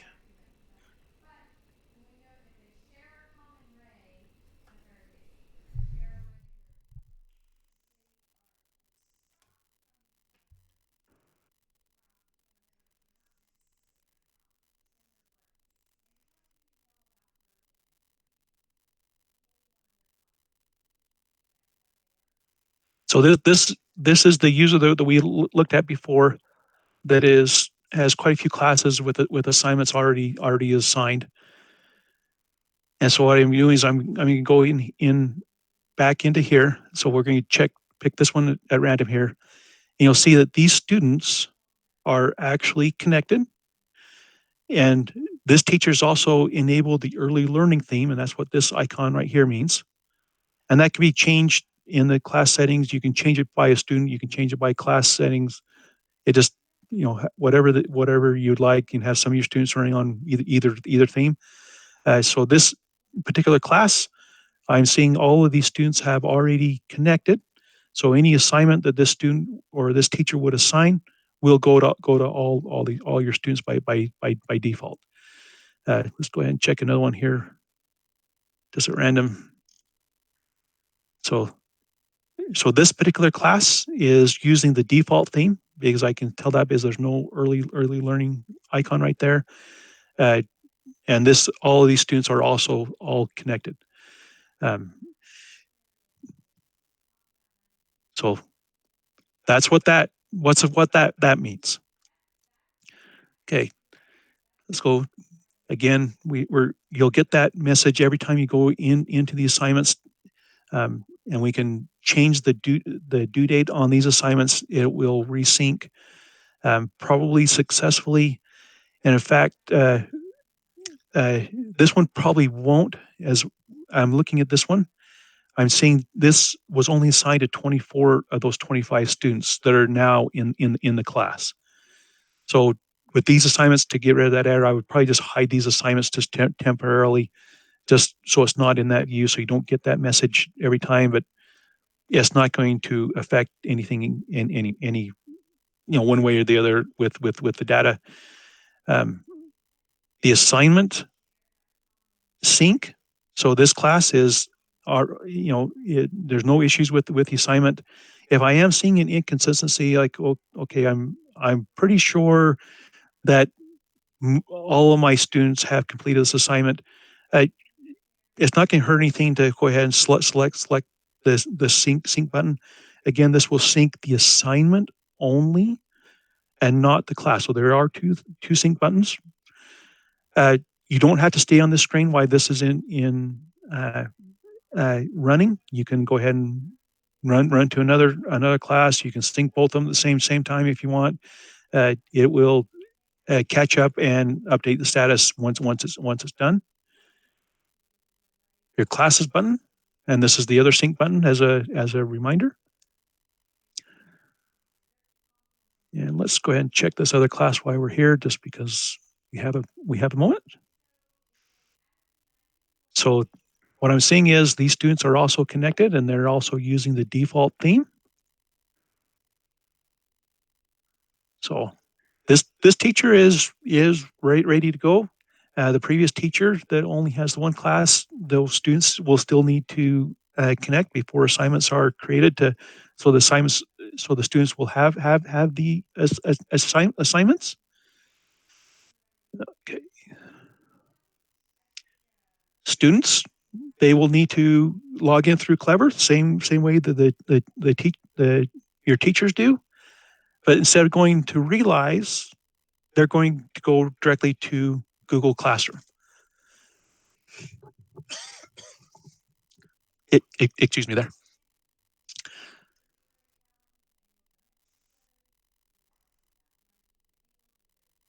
Videos, again, this resource, and this is the resource that I will go ahead and send out to Kyle so he'll post it where it needs to be. We have, and these are videos as well as the documents, and mainly the same information that I've gone over, just things to look for, and all different subjects concerning Google Classroom. It's a wonderful program. It works well, but there are just a few things to be aware of.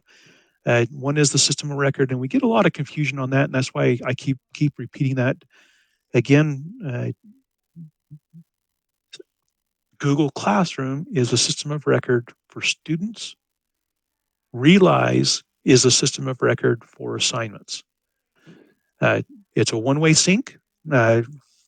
We do have requests into our development to make that a two-way sync, but at the moment it is just a one-way sync. So it will sync from Realize to Google. For assignments, it will not sync the other way around. So just be aware. If you do edit assignments or change things in Google Classroom, it'll either be overwritten by Realize. So we see the overwritten a lot with the score. So on our help desk, we get a lot of calls for, I changed the score on this assignment and it was changed. And usually that points to the score was changed in Google Classroom. It was not done in Realize, so Realize overwrote those changes. The other one is sometimes teachers will take an existing assignment in Google Classroom and assign it to a different student, and that will cause Google sync errors because it's only a one-way sync. Realize is expecting data to be there, and when it's not, or when a student goes to click on the assignment that was edited in Google Classroom, the link gets broken. And so it doesn't know where to send them, so you'll get a Realize error sometimes, but it will also show up on a Google Sync error in the Assignments tab. And that's why there's many reasons for a Google Sync error. We can figure it out. We can look underneath the hood, so to speak, to figure out which exactly error it is. But normally it's taken care of by editing the assignment date, clicking the sync with Google, and that'll take care of a majority of them.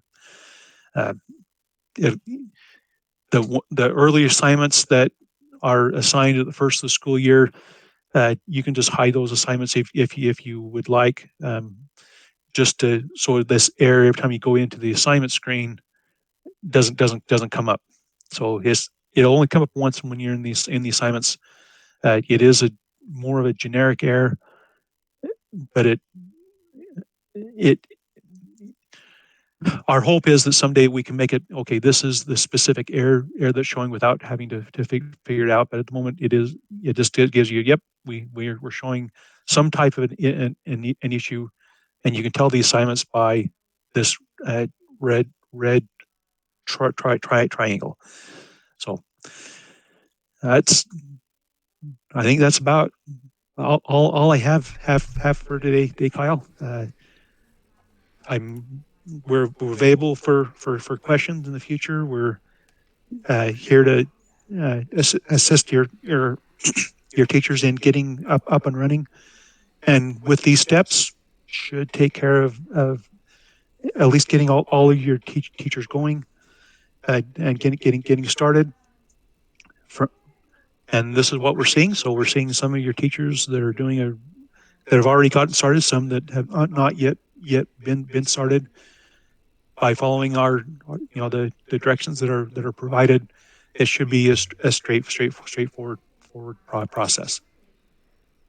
Awesome. Well, I think if I understood you right, when you sync from the student information system, or I'm sorry, the student accounts is coming from Google Classroom, and in our situation, those are being rostered through our student information system, Infinite Campus.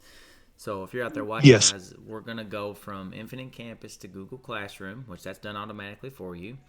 Correct. And then you're going to go from Realize, you're going to pull data in from Google Classroom. So that's going to pull your rosters in from Google Classroom manually. So they're going to have to do that through the directions that they showed. And anytime there's an update to my roster in Infinite Campus, in Google Classroom, I'm going to want to sync that and Realize so I can pull those new students in or let them leave the Realize platform. Is that correct? That I'm suspecting that will be automatic. But if you do notice a change in your class, saying, okay, I'm missing this student or that student, then go ahead and manually give that a push. Okay. And that's what this button will do here on the class screen. And this is the class sync. Okay. For Google Classroom. And then when assignments are completed and graded within Realize, that moves over to Google Classroom for us. Those scores, I guess. But if we want to adjust a score, we are not to do it within Google Classroom because it will not talk back to Realize. We must do that in Realize, and then it will push itself down to Classroom. Is that correct? That is correct. Okay, and so if we were to change one in Google Classroom and then a sync were to occur from Realize back to Google Classroom, our score we adjusted in Google Classroom would be overridden by the score that was never changed in Realize if we kind of had accidentally done it backwards. So we have to make sure we alter and adjust scores in Realize if it's a Realize assignment. It will then talk to Google Classroom. Yes? That is perfect. Awesome. And then for our folks watching internally, recently Google Classroom partnered with our student information system, Infinite Campus, where we could move grades over directly into the Infinite Campus gradebook from Google Classroom. So that's kind of the beauty of this, in my most humble of opinion, is you've got Realize that's going to talk to Google for us, and it's going to grade, and it's going to put the assignments in, and then Realize has a lot of its own really neat features as well, as he mentioned, the option almost for automated remediation, you could say, and then amongst many other tools. But then also, all that is going to go over for you if you enact the grade sync into Infinite Campus. So you're not within multiple platforms grading and shifting things around. Everything should be kind of seamless as long as you understand the points he made about which way information flows. So that's really the key concept to grasp for our folks then, right? Just which way things are going. Correct. And it's a very subtle difference, but we do get a lot of confusion on this. So, and that's why I'm stressing the point of the system of record. And that's, this is how it is. This is how it works. With that in mind, it goes very smoothly. Great. And you mentioned support. Could you tell us about that one more time, please? If we do have folks that are needing support from your team? Yes. So on this document up here at the top of the page, let me move up here. We have a support website, and it's support.savas.com. We have a telephone number if you want to do the pick up the phone and give us a call. We do have agents that will take information. I don't know what the stats are. We have first call to resolution or something stat, but I don't know what that is. So if they are able to fix on the phone, they will. If not, they'll go ahead and escalate it up. In fact, there's even been a couple of them that I've been able to present to our development group. We do have, if there's an error in Google Classroom, an error in one of the products that you come across, we don't make good mind readers. So please let us know, because we'll be able to get it to, either correct it on the spot or get our development team involved to correct those things. Also on the support side, there's a web form, so you can just send us a message that will it'll create a case basically. We will reach back out and get more information if we need to, but we can assist there. We understand that being on the phone is not very convenient all the time. For you're in the middle of a class, it's hard to be on a support line. So a web form, send us a message. We'll get it taken care of. We have a lot of information on My Savas training, and this is once you're logged in as a teacher, up here in the corner right here, oops, with the help screen, this will go directly into the My Savas training, and it will actually SSO into it. So you don't have to sign into it. You just click into it. You can go to support right from here as well. These are the links to if you want to type it in. But once you sign in, these resources are also available just a couple of clicks away. Awesome. Well, Richard, I will look for that document that you guys made just for Jefferson County, and I'm sure we have it. We're kind of big, so I'll make sure though that it is where it's easily accessible and out there. But I'll look for that note from you, and I appreciate you being on with us and sharing all those tips and tricks with us today. So happy Monday to you, Richard.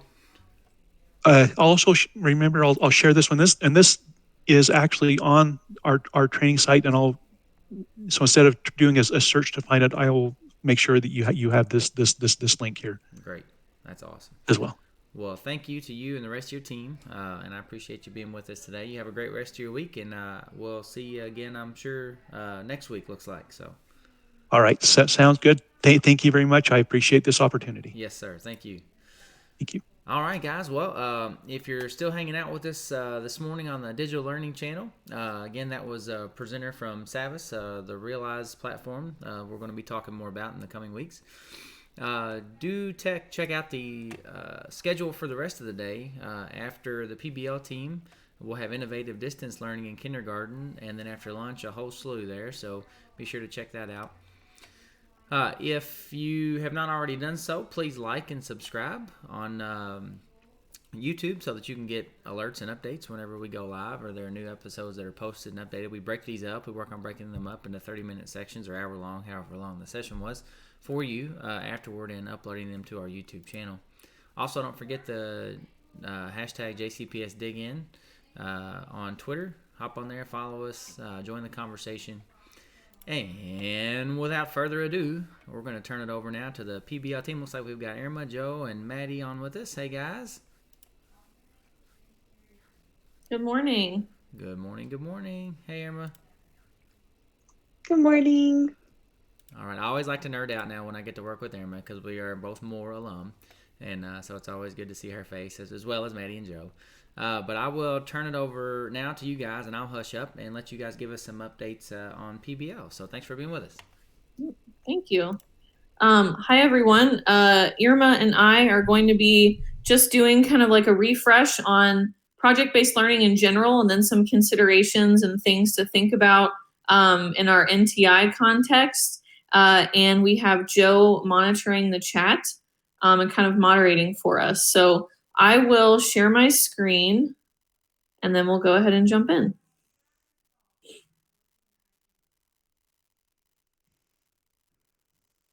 And I know I need to turn on closed captioning. Ooh. Is that on? I don't think it is. I'm not seeing it on my side. No, I don't see anything, Maddie. Okay, I have it positioned at the top and it says it's on. Okay, oh wait, it just went off again. I think it was on for a second. Okay. Is there a different way to check? Okay. Man, I haven't done this in a few weeks and I'm like losing my edge. It's like it's You would never lose your edge, Maddie. What are you talking about? It's like it's turning on and off. It goes yellow and then it goes right back to gray. Okay, well I'll stop like clicking stuff and we'll see if it comes on, because I have it when I click on captions, it says it's enabled. Well, go for it. Let's see what happens. Okay. So like I said, Irma Bektish and I'm Maddie Shepard. We're gonna kind of be driving your bus today. And then we have Joe McKim and Christy Mudd that'll be on the chat helping to answer questions and slow us down if we need to, or bring up things for us to talk about, requests from the chat. So all of us are on here today to support you. So the first thing that we always like to talk about when we talk about PBL is kind of the difference between project-based learning proper and, a project. Typically, when we see projects in the classroom, we follow our, regular chain of events. We might have mini lessons, practice tasks, formative assessments, some kind of summative event at the end, and then the project as kind of a dessert piece on the learning experience. And that is exactly a project. What we're trying to shift our district towards, and we've made significant shifts in the past few years, is towards project-based learning. And PBL proper has some gold standard components that Irma's going to go over here in just a second. But the packaging, the way that the learning experience is organized and presented to kids is different as well. Rather than the project being something that comes exclusively at the end, in fact, the project envelops the entire learning unit. So we launched the project in the beginning with some kind of engaging task, a guest speaker, a charge from a community partner, some kind of launch and entry event to get kids excited about what we're doing, but also to kind of roll out the guiding question, talk about our standards, and give the kids an opportunity for them to have some voice and choice in the direction of the project as well. We want to do that really early on so kids have really authentic agency from the beginning. And then we'll do mini lessons, workshops, have homework, research, labs, formative assessments, all of those things within the scope of the PBL. We still have benchmarks, we still have reflections, and we continue throughout this learning process. But as we do so, we support learners in their learning in hopes that the learning results in a public product, a product that relates back to and oftentimes answers the guiding question that was a part of the project launch. And that we always like to have an audience and a really authentic demonstration of deeper learning via the public product near the conclusion of the PBL. And then, of course, always ending with reflection, both on the product and on the process, so kids can keep learning about project management and about content and skills as we move forward. So Maddie has kind of shown you some of those differences that you might start noticing between a traditional unit with a culminating project and a project-based learning experience that we would create for our students, or in many cases even co-create with them. One of the things that you'll notice about Gold Standard PBL and some of the components is the learning goals here at the center. So you would still be focusing in a PBL on those key conceptual understandings. You would want to also focus on our success skills and what specific aspects can you build in around those. But one of the things that's not listed here in the center, but is included throughout all of these components, is the learner, because really, in addition to those concepts and success skills, the learner is at the center. And so when you're considering Gold Standard PBL, you would certainly look at the challenging problem or question, and that would be something rooted in the real world. You would also be looking at the idea of sustained inquiry. Kids would constantly be asking questions and looking at ways to investigate and research and iterate and go back and really revise their work based on those questions that they're asking. PBL, that is Gold Standard, is also authentic. So you might kind of go back to that challenging problem or question and look at that and see who in the community really does this impact, and how can that relevancy piece make this project-based learning experience more authentic for our students so they're more engaged. And then Gold Standard PBL also has lots of student voice and choice, and teachers will kind of get creative on where that comes in. Some will choose to leave even like the challenging problem or question kind of open and have students co-create those. Others will also be looking at some of those products and opportunities for student voice and choice throughout those. And then the reflection piece, I realized that we had that at the end of the PBL example that we looked at earlier, but that also came in throughout the entire process. So students are constantly reflecting on their learning, the progress they're making, some of that project management aspect of it, and they're looking at how they could improve their work. And then the critique and revision part, that's really significant because that's not just coming from the teacher end in our Gold Standard PBL. It's also looking at how can students have opportunities for critique and feedback and revision from people in the community who this project impacts. How can they have opportunities for that from one another? So it's going beyond just feedback from the teacher. And then finally, we have our public product. We know that when students have opportunities to present their work outside of the walls of our physical classroom, or in this case, our virtual classroom, they do get more engaged because they know people who are impacted by this challenging problem or question are going to see this work. It's real. They're going to be presenting it to a community partner or someone else that it impacts. And in many cases, they're going to be doing that throughout the PBL and at the end. And so that kind of increases not only the authenticity and the engagement aspects of it, but it makes it kind of more real to the students. And that public product could look very different depending on the project, and it can be done in a virtual setting. I know that we've even been doing that in a lot of our personalized professional development experiences for teachers, where we've had them doing public exhibitions. And so we're going to kind of be looking at some tools in a little bit on how do you look at each of these components and address those in a virtual context. Yep. So like Irma said, we're going to kind of go through the process, just from a 10,000 foot view, and then share some really specific tools, resources, templates, examples, so that we can see how all of these things could play out virtually.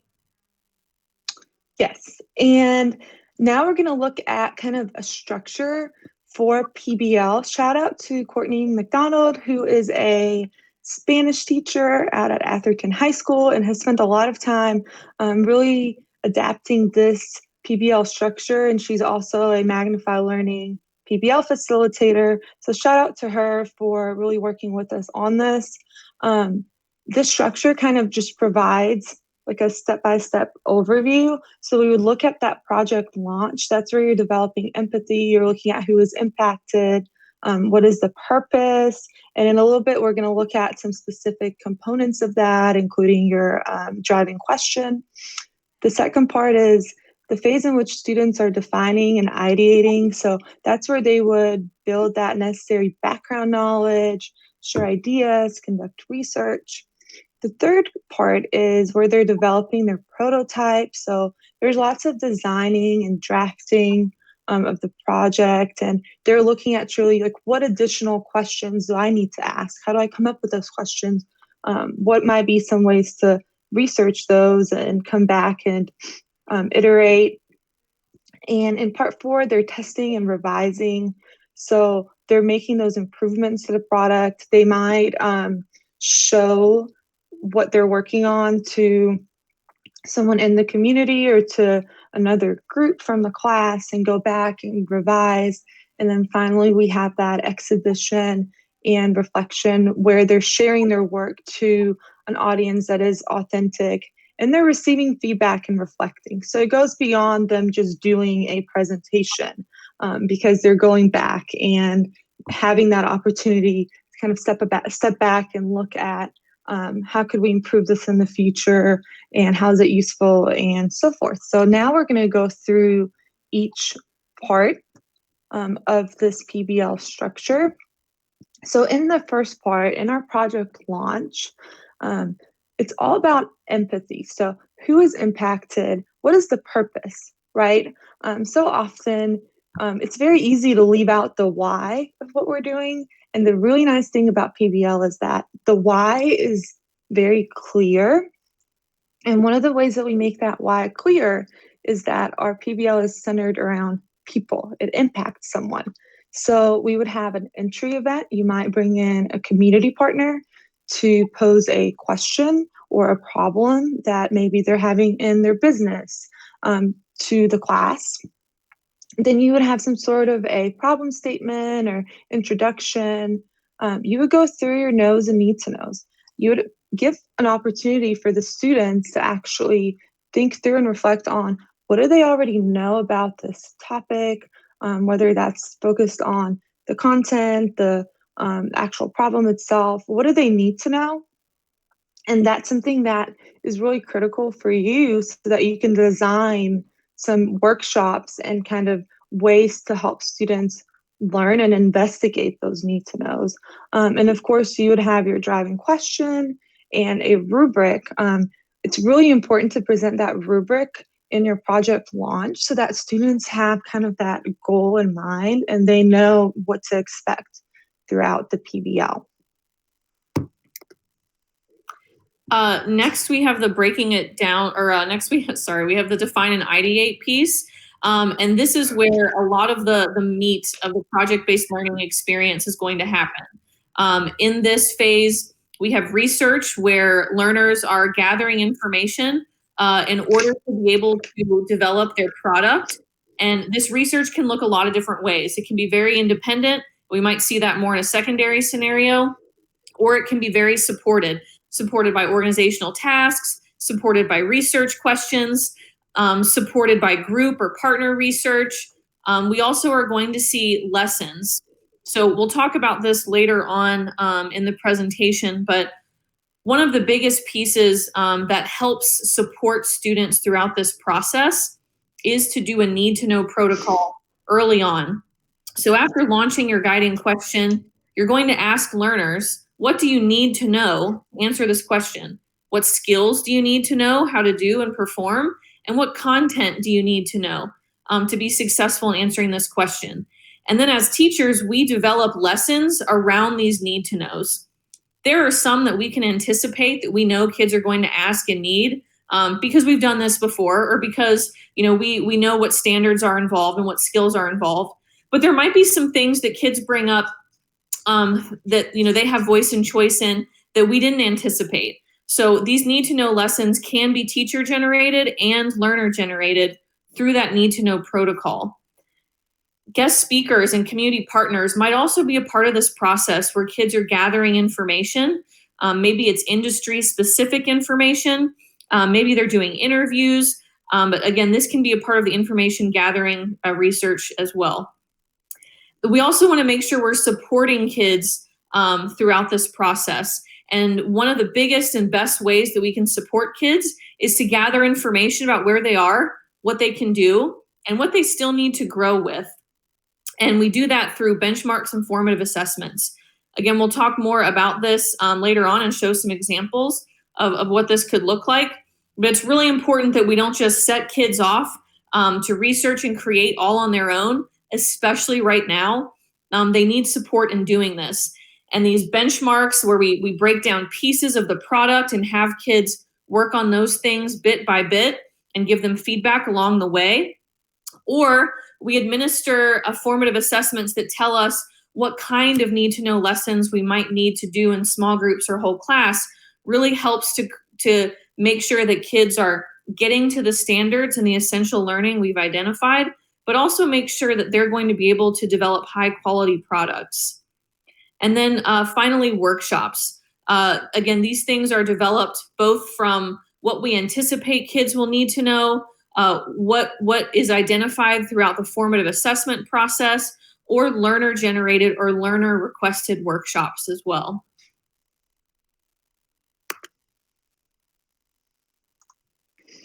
So in that third phase where students are developing the prototype, we're really looking at these various pieces and when does it make sense to focus on those as they develop their prototype.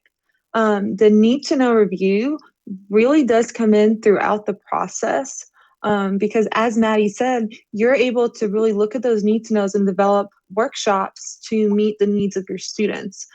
Just like we would in any unit, really, we would be differentiating those workshops based on their needs. So you might facilitate that through a breakout or by inviting a smaller group of students to participate in a math lesson that the rest of the group doesn't really need based on those need to know reviews or even some of those formative assessments that you've administered.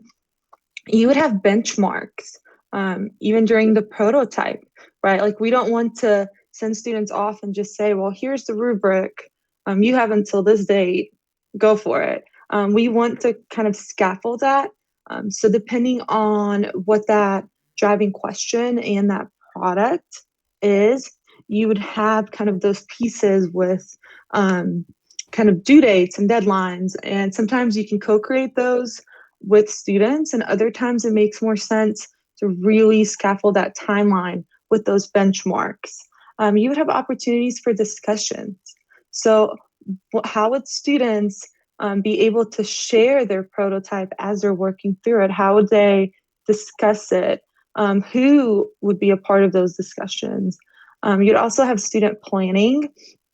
So would you have opportunities to co-plan with students? How will you facilitate students who might be working in a group virtually? Is that a breakout room that you would have for that particular group of students?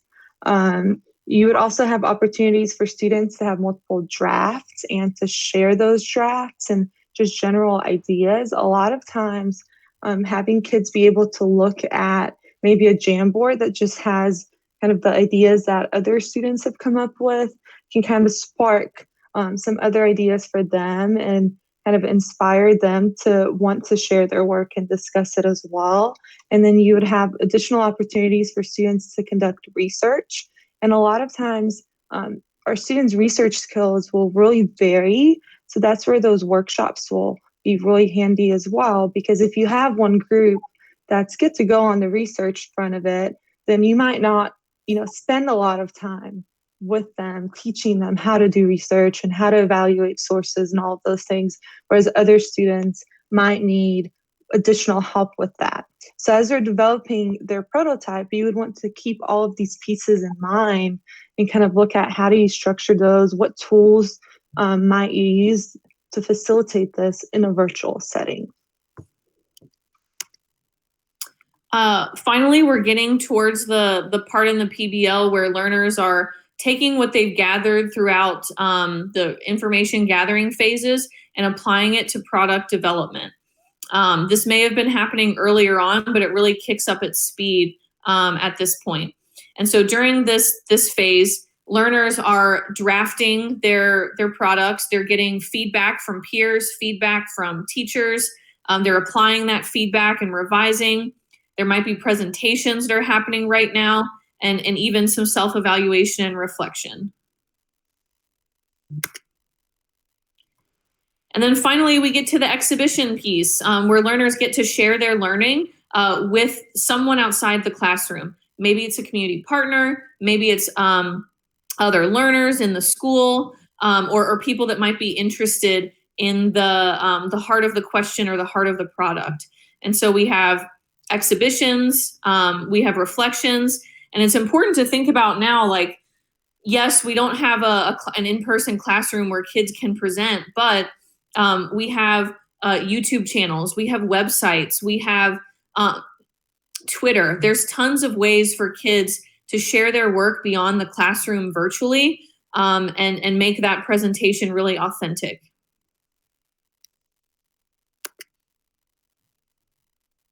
So what we have put together are some examples of some project-based learning units that take place during NTI. So a lot of the components are going to be present, and we'll talk about that, but they might be engineered or rolled out a little bit differently just to accommodate, what learner needs are and what teacher abilities are at this time. Irma, is there one you want to go through first, or do you want me to pick one? Go for it and pick one. Okay, so I'll go through an elementary example, and really this is less about the PBL example and more about what the components look like in an NTI situation. So I'm going to point out the components as we go through this example, but also know that this is something that was engineered that students would have control and independence over this slide deck. Ideally, they'd make a copy and every learner would have their own copy, and then teachers would be able to interact with them. It's important that learners have one central place to keep their work, whether it's this slide deck or whether it's Google Classroom or some other learning platform, just to help them stay organized and remove that barrier. So we start with the title. We give the kids a brief overview of what the PBL is about, what they'll be learning. Here, they're given a role. They'll be acting as a scientist as they do their research. And that's just, again, just to give them an overview. The next piece is the timeline. And I can't emphasize this enough. I've been doing a lot of planning and co-designing with teachers. And this is one of the best ways that we can support kids right now, is to give them a timeline and help model for them how to project manage, how to plan things out, how to manage their time, but also know where they might start to anticipate where they might need help. So you will see on all of our PBL examples that this timeline is here because kids are going to be doing probably more independent work than they would be doing in the classroom. That's not to say it'll all be independent, but there is a lot of independence here. And so this is one of the supportive organizational tasks that we present to and work with kids on to make sure that they're supported in doing the information gathering and the product development. So you'll see that we've got some tasks here, some learning tasks, some application tasks, and some presentation tasks. Ideally, the learner would work with the teacher to identify some due dates so that they've got some agency and some choice in how they might manage their time and manage these tasks. And then maybe the most important piece of this is the checkpoints, that there's places embedded for learners to check in with each other, for the teacher to check in and provide feedback and support along the way. So there's lots of opportunities for us to gather information about what learners might need, what support they might need, where they are, and give them positive feedback as well. So this is just an example of one way to capture that feedback. So the very first checkpoint was looking at the timeline. And this is just a way, again, for the teacher to provide that feedback. This type of thing could happen in Google Classroom. It could happen over email. There's lots of ways that this can take place, but capturing the feedback in some way is really important. Next, we've got the guiding question. So the kids have, or the learners have a role. They're scientists. We're talking about what they're doing, and we're giving some beginning directions to launch them. So we have some videos and some tasks here to get them thinking, to get them in the right state of mind, to preload some vocabulary and some ideas. And then we go over the first few tasks. So one of them is kind of a launch. The second one is that KWL chart, which is very similar to the need to know protocol. And then there's a checkpoint. So there's an opportunity for the teacher to see what need to knows the learner has generated throughout this process. There's also a place for learners to see what content and standards and skills they'll be working on, but also a place for learners to identify the content connections and skills that they see that they might grow in throughout this process as well. So here's that KWL chart. Again, after we launch the guiding question, we need to elicit need to knows from kids. It can be through the need to know protocol. It can be through the KWL chart protocol. There's lots of ways to do this, but either way, we need to elicit what the kids need to know. We can anticipate some of those things because we know generally where the project might be headed and what skills kids might need to develop a high quality product. But there might be some things that we don't see coming, and we need to give the kids an opportunity to bring those things out as well. Then we enter the gathering information phase where kids will be researching. Teachers know this, I'm gonna say it anyway. We need to be giving kids lots of opportunities to gather research, lots of diverse opportunities, videos, articles, books, interviews, all kinds of things. What I want to point out here in the yellow is this is an element of support. So you guys know better than anyone that the internet can be a rabbit hole, and especially with our younger learners. I mean, and honestly, it goes for older learners as well. One of the things that we can do to support kids is to help them develop research questions. These can be generated from the need to know protocol. These can be research questions that you work on collaboratively. These can be identified by the student independently. But either way, we need to have some direction and purpose when we enter the research phase, and developing some supporting research questions really helps to focus the research and make sure that it's purposeful. Another element of support is some kind of organizational task for kids to capture their research. There might be something that your whole school uses to capture research. You might want to frame it in the same way that they might begin their writing. There's lots of ways to frame it, but giving learners some kind of way to capture their research and prompt them to quote from the text, to capture the source, to defend its validity, to paraphrase, and to synthesize what they're reading or listening to or seeing is really important to help make sure the information sticks and to make it meaningful. There's another opportunity for feedback. Again, this can look a lot of different ways, but this was designed to make sure that teachers see the research that learners are doing and can make sure that they're on the right track, and that if they need any support, teachers are able to provide that. After information gathering, we're shifting into the product development phase. And so here, the products have two components. And this slide goes over each component so it's clear what the learners are going to be making in terms of their products. One is their writing piece, and there's some specifications and some critical components for their writing piece, and then their second component. This is a great opportunity for kids to have some voice and choice. And I personally am always a big proponent of having multiple products, not too many, but multiple ways for kids to show learning. And I really, really like to emphasize that at least one of these products should be writing. We want to work writing into as many things and experiences as we can. And this is a great way to assess content and skills, but providing other ways for kids to demonstrate learning is really important too. There's a rubric for learners so they know exactly what's expected and how to be successful. There's another organizational task to support them while they're working on their informational piece.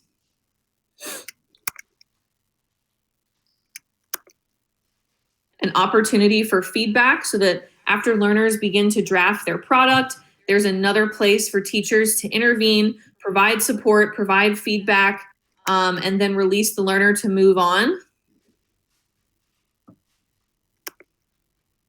Another opportunity for feedback. Again, this can look and be housed in a lot of different ways. This is just a place to house their writing piece.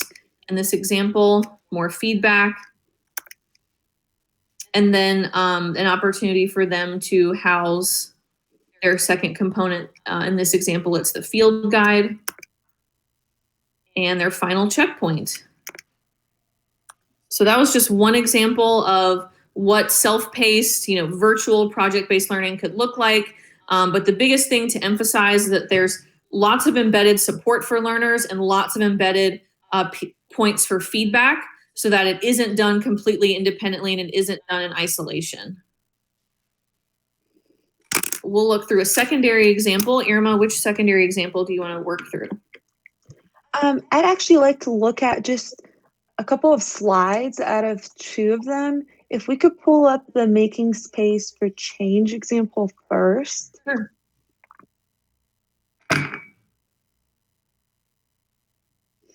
You'll notice it actually looks very similar to that elementary example. One of the things that really stood out to me about this one was slide 6. And the reason why this particular slide stood out to me is that they've kind of adapted that idea of our KWL chart, and instead of focusing on the learn part, they've added in there the how. And I do think that that could be a really helpful piece if we are doing more of an independent type of project, especially in a virtual setting. So giving students an opportunity to think through how they're going to find the information they need to know is super helpful. And I do think that that's one piece that you might be able to use to also help you curate some of those workshops where even if you have students who are working independently or even in smaller groups, you could use those how pieces to kind of see where students might be struggling with particular kind of need to knows and how they're going to research those. And then you could also look at areas that they excel in and see, is there a way for students to even share how they're doing some of their research with others so that they are kind of still having opportunities to share their work and even some of their expertise in many cases, because we might already have students at that middle and secondary level who are able to do that, and they should certainly all kind of work up to that, and that would be just an amazing opportunity to really get kind of more student leadership in that virtual setting. So that's one really cool aspect of this one. And then if we could go to one of the other ones that I wanted to look at, Maddie, was the what do you think? Why is it so important to record history example?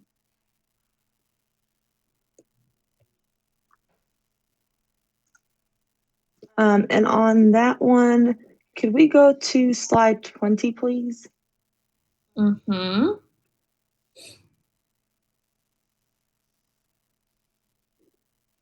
And I would really encourage you to spend some time kind of looking at each of these slides to see their process. But one thing that I liked about this one is that they also really focused heavily on reflection, and you would tune these questions to meet your specific needs and the needs of your students. But I did like how they focused on the backpack skills. The students improved or demonstrated, and you might even add in kind of like, why did they think they improved on that, and have them pull in some evidence for that.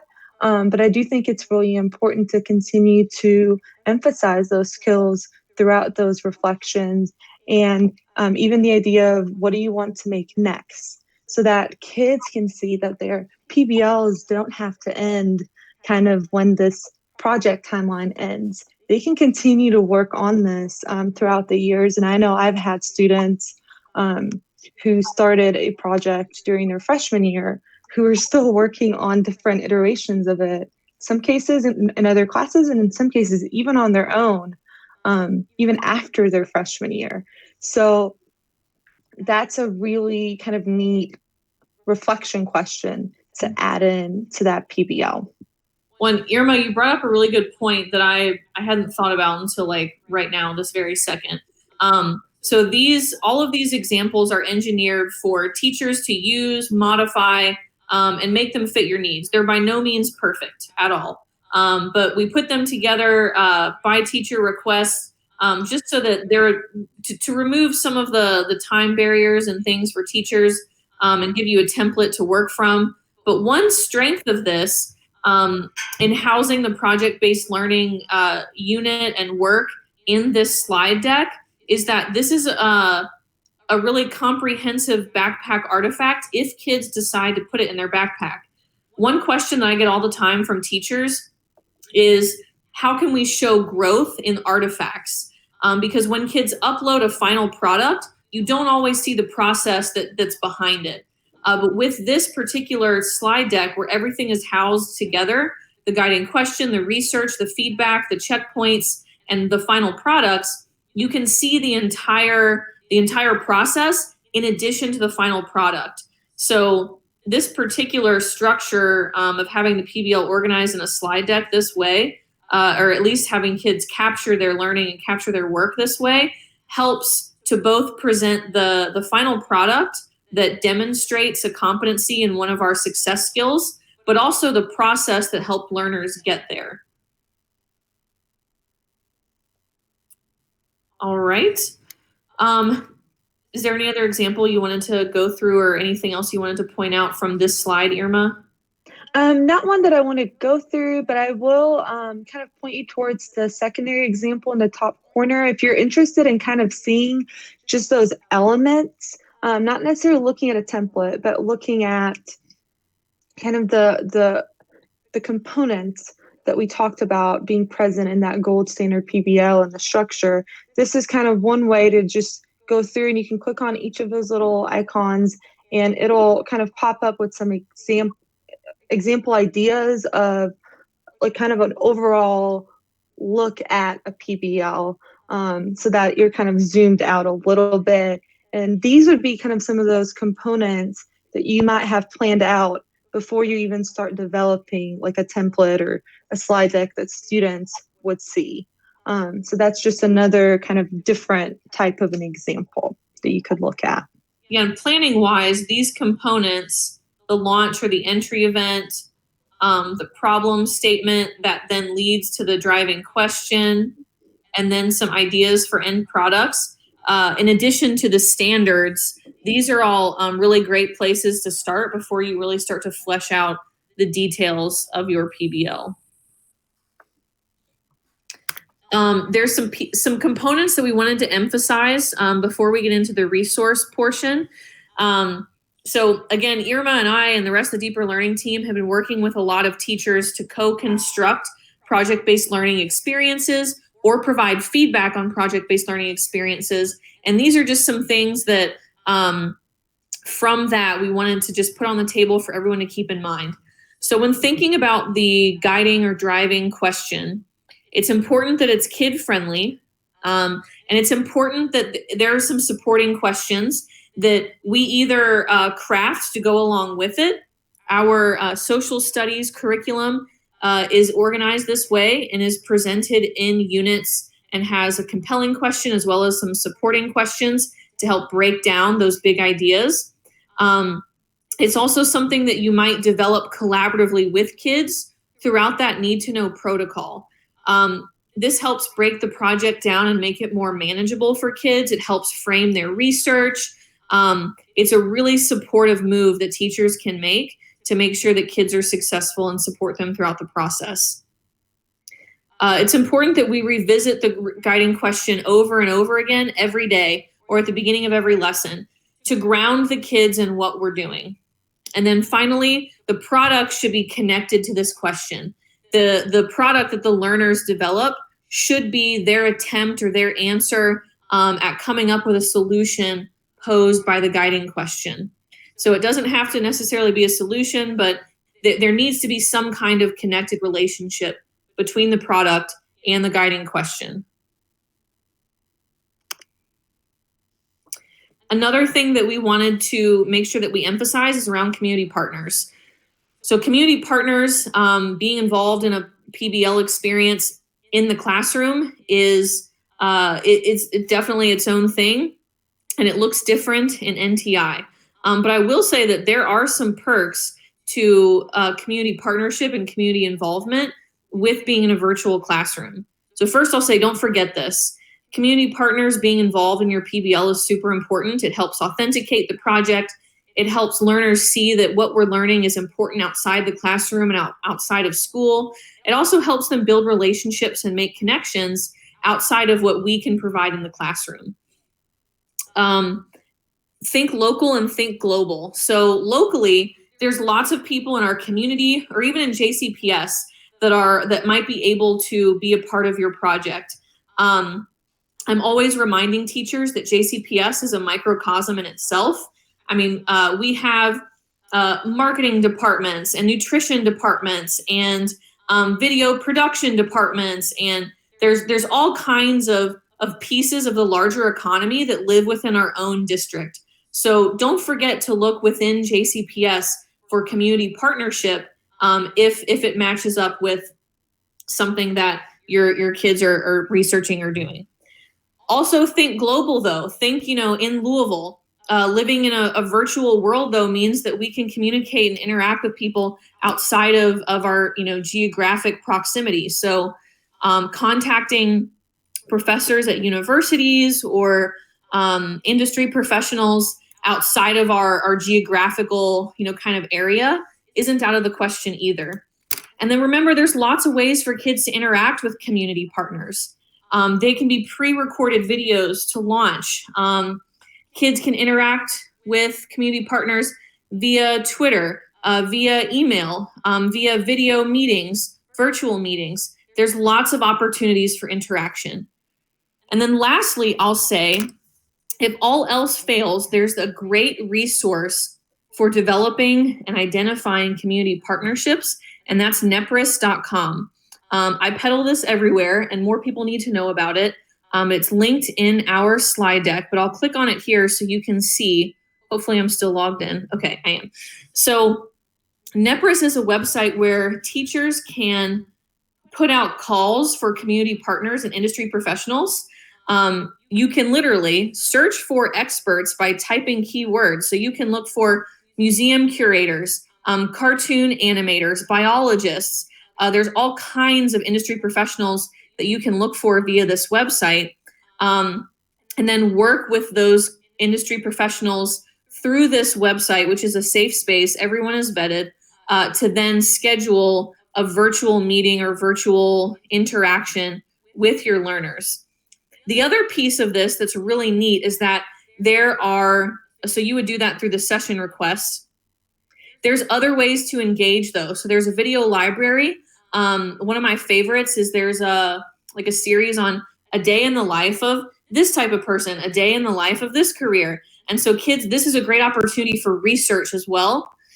And then finally, there's pre-recorded industry chats. Over the summer, they had like STEM week. So they had all of these female biologists and people from NASA that were participating in industry chats that were pre-recorded that teachers can access at their leisure. Here's a good one, how women are leading America's climate change adaptation. So there's all of these pre-recorded resources that teachers are able to access and push out to kids, or that kids can use for research. And again, you can contact industry professionals live to interact live with your learners through this resource as well. So this is just like a treasure trove of potential community partnership with a global community. So definitely add this one to your list of resources. Another thing to keep in mind, we can't forget voice and choice. Leave enough room in your project plan for kids to have some voice and choice, whether that be the focus area of their research, the type of demonstration of learning that they do, the type of products they construct to show learning, how they work, agency in their timeline, making sure these choices are real. You know, like we're not asking kids, do you want to post on this place or this place? That's a pretty inconsequential choice, but that we're giving them real voice, meaningful choice throughout the process. And then finally, maybe the biggest thing, and I know I've already probably beaten this to death throughout this session, but benchmarks, scaffolding, and support for kids throughout the process. I can't stress this enough. Breaking the final products into smaller, digestible pieces that teachers give formative feedback on throughout the process. Providing organizational tasks to help kids as they apply their learning from workshops or mini lessons. When you launch your PBL and present the guiding question, when kids start to generate those need to knows with you, and there are some need to knows you can anticipate, a good idea might be to go ahead and create an asynchronous playlist of lessons that you know kids will need. If you know that they're going to be writing an opinion piece, offer some writing lessons from the get-go. If you need, or if the kids are going to be, I don't know, collecting some kind of data and capturing it in some way, offer videos on how to do that. Offer videos on the content and the technology. And that way, doing those things asynchronously helps free you up to provide real-time feedback and participate in workshops and lead lessons with kids. Offering templates, lots of opportunities for feedback from you and from peers or community partners, benchmarks, and then again, make sure we're providing support on content, but also support on technology as well. Anything to add, Irma? Yes, on this one in particular, I know a lot of teachers have already been making choice boards. So when you're doing your PBL, that playlist that's asynchronous might be a choice board where you can build in some of those smaller lessons that students would need, but maybe not all of them need those components. So that's another kind of great way that you might consider organizing it. That's a good point, Irma. Could you exit out of presentation mode on this one, Maddie? Yeah. So the next 3 slides are templates of some different protocols that you could do with your students during a PBL or even in a different unit. Slide 16 has a template for knows and need to knows. This could be used for a particular student. So if they wanted to do this individually, you could build it into your template. If you're doing a slide deck for them or with them, excuse me, you could have a smaller group do their knows and need to knows if they're working in teams on their PBL. There's also a Jamboard version of this linked, and they're able to drag in those sticky notes onto the slide and type into those. There's some reactions on the right side of that. And then slide 17 has another protocol, and it's glows and grows, but not for feedback in this case. It's for a reflection. So the glows kind of are really focused on the positives. What are you proud of? How you improved? What goals you reached? But the grows are also focused on positives as well, because it is a positive to have your student consider what they're going to continue to improve in. What will they try next time?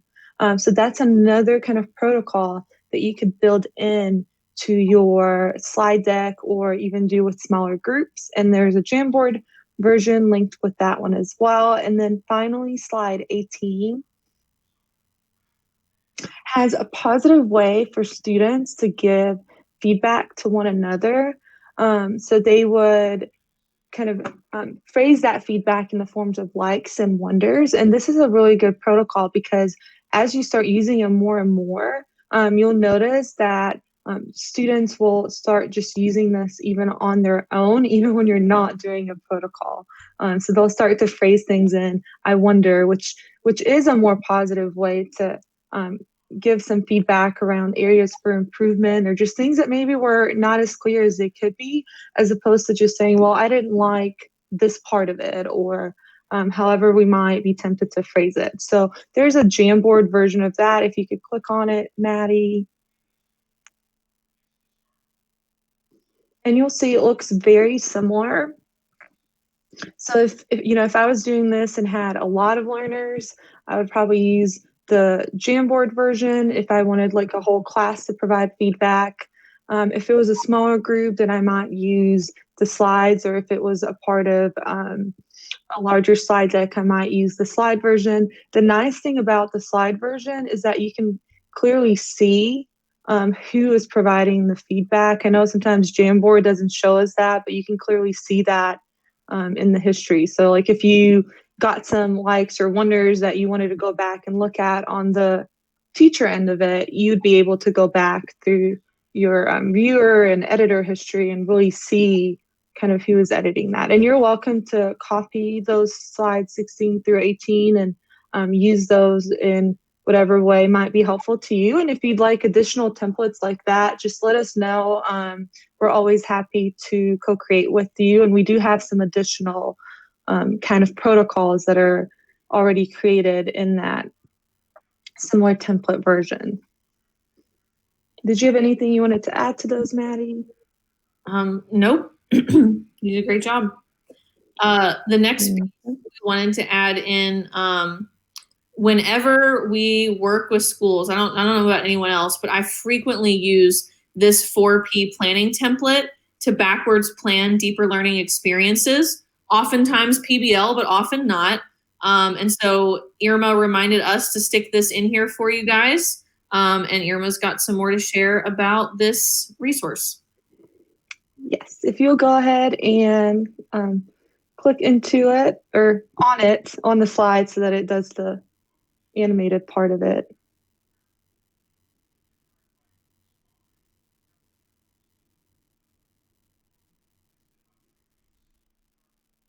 I'm on the slide, Maddie. Sorry, I may have misspoken there. Click on this. Well, off this, just on the slide, but not on the actual. It's an odd situation because we have the actual template linked, but then the slide is animated. So if you click anywhere on the slide that's not the image of the planning template. My bad. Sorry. We're doing so much with one slide. That's what happened.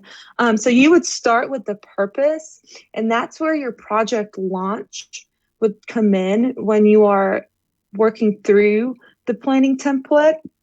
You would still have your standards. You'd have your backpack skills.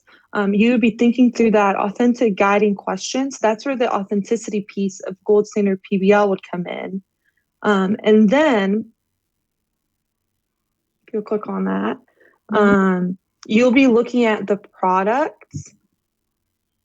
And in the product, you would already want to consider as you're planning, before you even look at the process, what will that exhibition and reflection piece look like?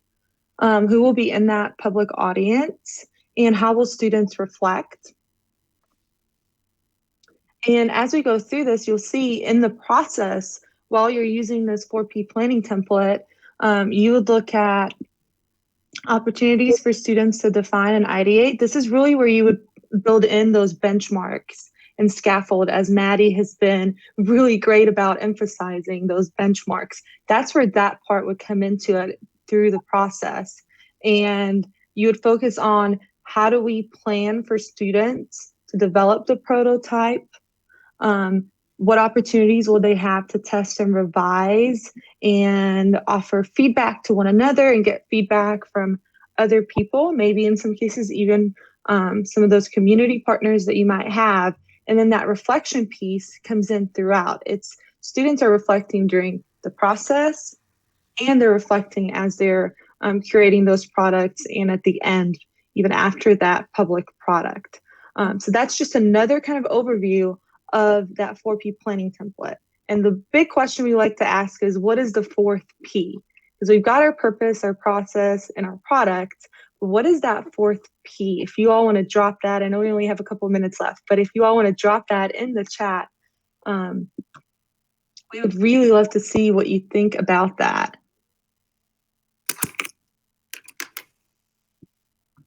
Feel free to add in the chat. What do you think that fourth P is?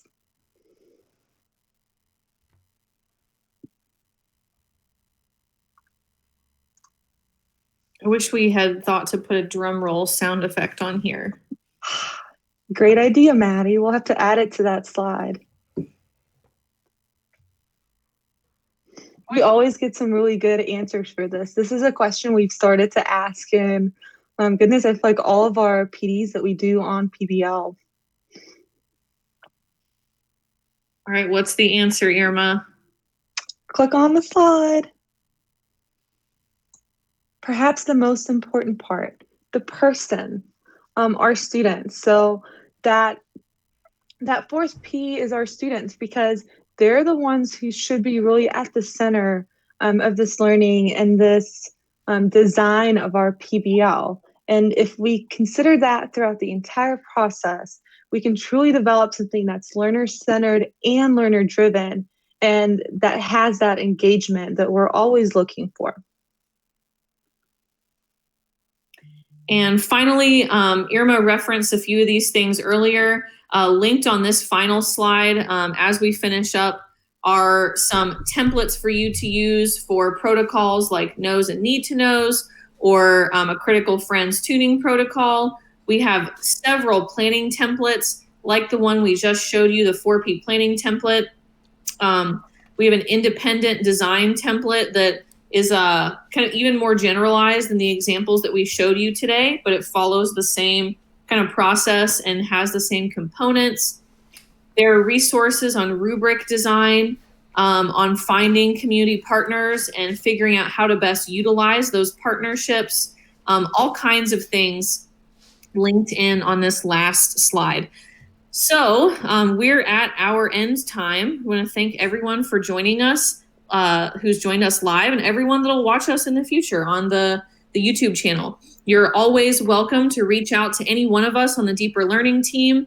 Mine and Irma's contact information is here on the first slide, and our moderators and chat monitors, Joe and Christy, are on the second slide. And then our other teammates, Cheryl and Justin, Cheryl Bibby and Justin Elliott, any one of us are happy to co-plan, co-design, provide feedback, work on any and all things deeper learning, including but not limited to PBL. Awesome. Well, PBL team, thanks for being with us this morning. Maddie, Joe, Irma, it's great to see you.